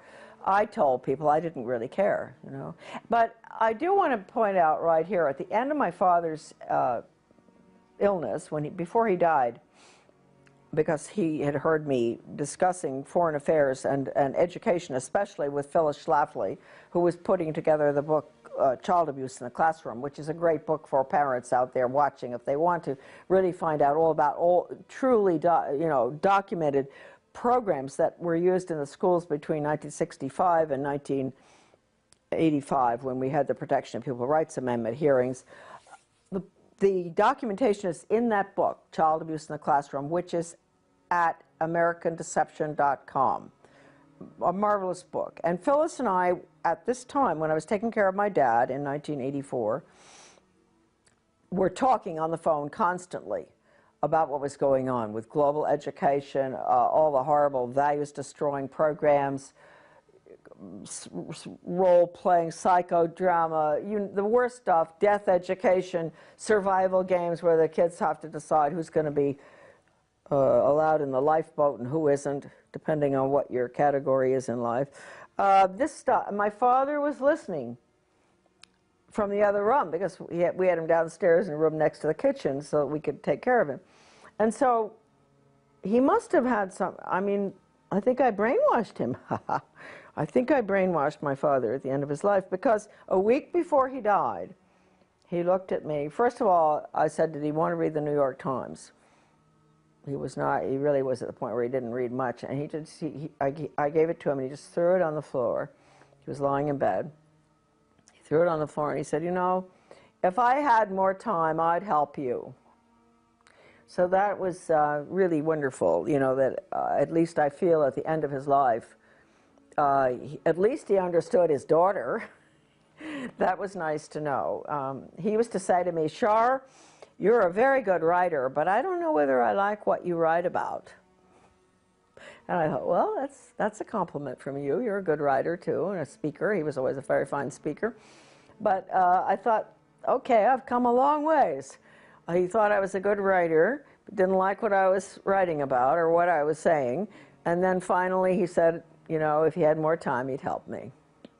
So you can say that I'm not making excuses for Skull and Bones members, but you could say that a good percentage of each class is really quite innocuous, even though they may still go to the island, you know, where they have the camping and all that, and Dad did that, and even though they may be bound to vote for the Skull and Bones candidate, like my father always voted for Bush, and my mother was a Southern conservative who would vote for Barry Goldwater, or make a mistake like I did and vote for Reagan. So their votes always canceled one another out, because Dad would have voted Skull and Bones candidate no matter what. Maybe they take a pledge or something, I don't know. Let's go for Dad. Thompson. I think I am even mentioned in this evil little book. Yes, I am. Thompson, 1924. There's Thompson. There's Thompson in 1924, and you will see there where he was born and where he went to college, that he was married to my mother, that he was mayor of several towns. He was a very civic-minded person, and everybody loved him. He always got elected. The most generous person on earth that ever existed. If anybody had a problem, you know, he'd be right in on that, offering to help out no matter what. And he was a vestryman at the Episcopal Church, and I don't know what else Dad was, except he was the order at Yale.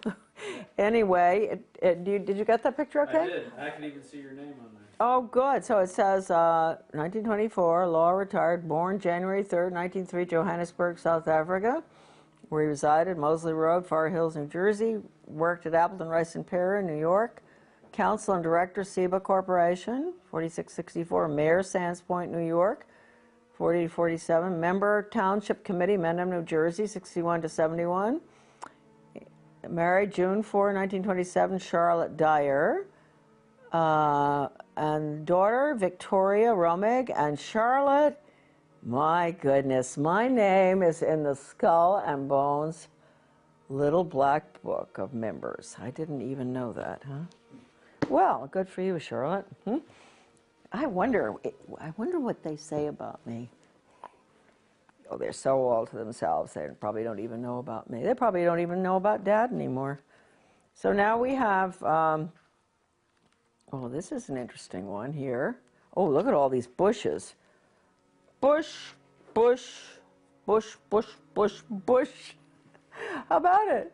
Let me give you a, there we are, look. Bush, 1948, George Herbert Walker. Well, we're going to, oh, my representative to the UN, chairman of the Republic. This is a good one. George Herbert Walker, born in, you know, he must have graduated in 1948, right? And born 1924 in Milton, Massachusetts, director CIA, Washington, D.C., residence in Washington, and President and Chairman Zapata Offshore Company, 58 to 66, member U.S. Congress, 67-70, U.S. Permanent Rep to the United Nations, Ambassador, 71 to 72, Chairman, Republican National Committee, 73-74, boy, he doesn't give up, does he? Chief U.S. Liaison Office, Peking People's Republic of China, 74-75, Lieutenant, junior grade, U.S. Navy, 42-45, 3 air medals, married January 6 to Barbara, 1945, children, George W., 1968, John E., Neil M., Marvin P., and Dorothy. Yep, okay. Then we have,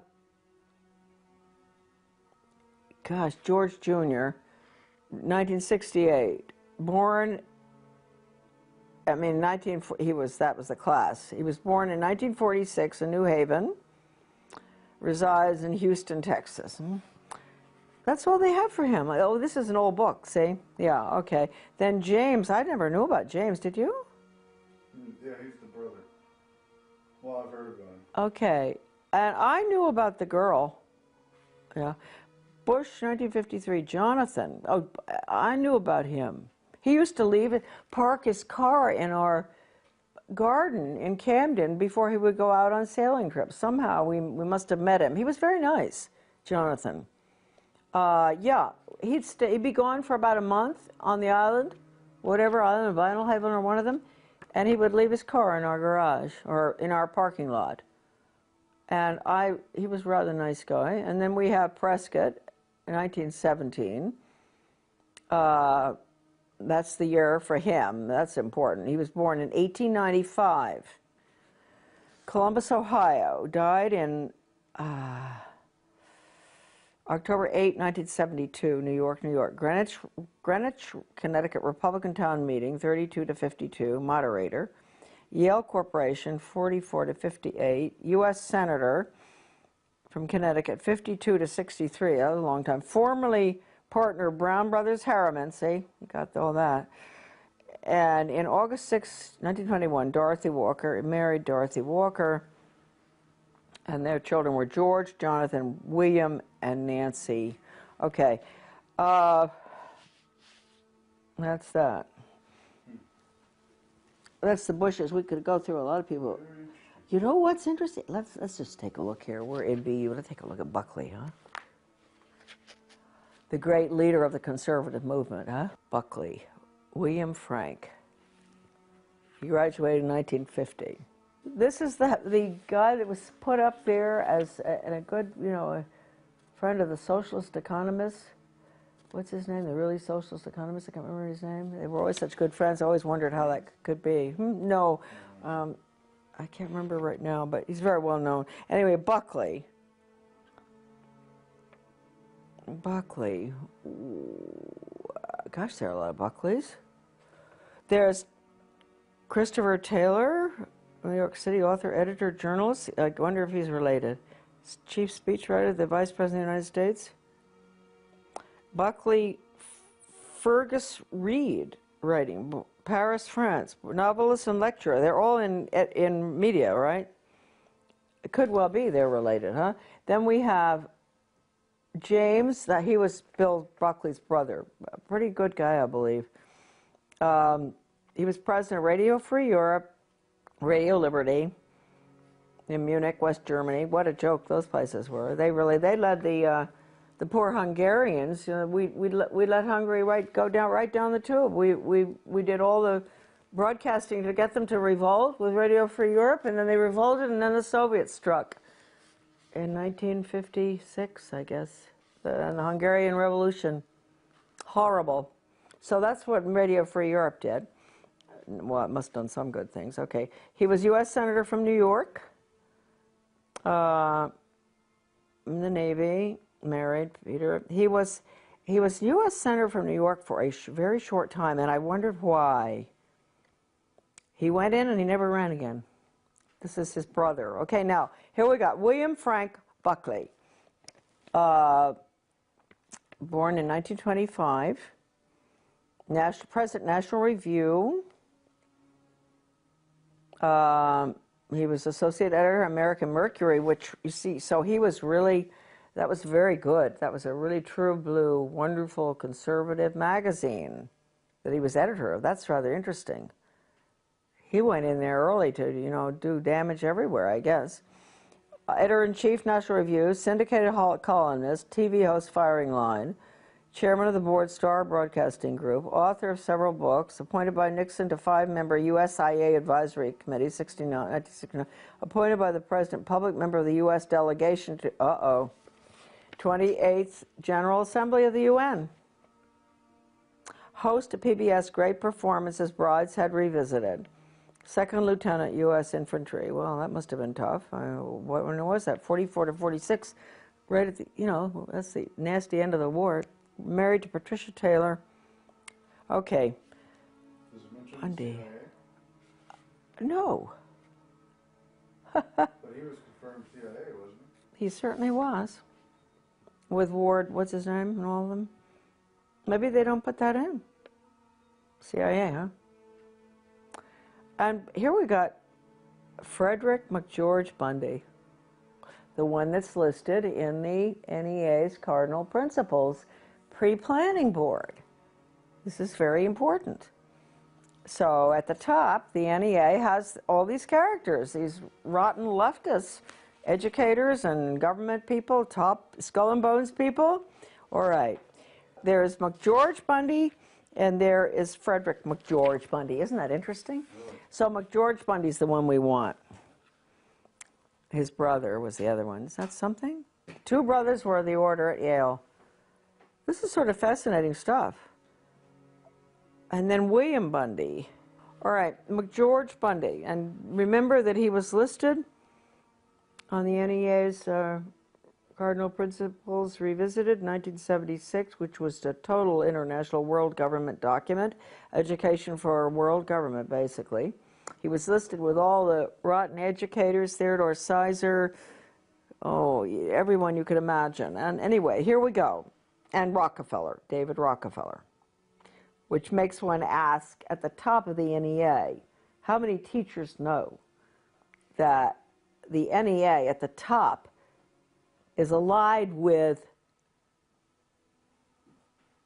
the Rockefellers and the insiders and the establishment and the very people that everybody will tell you the NEA abhors.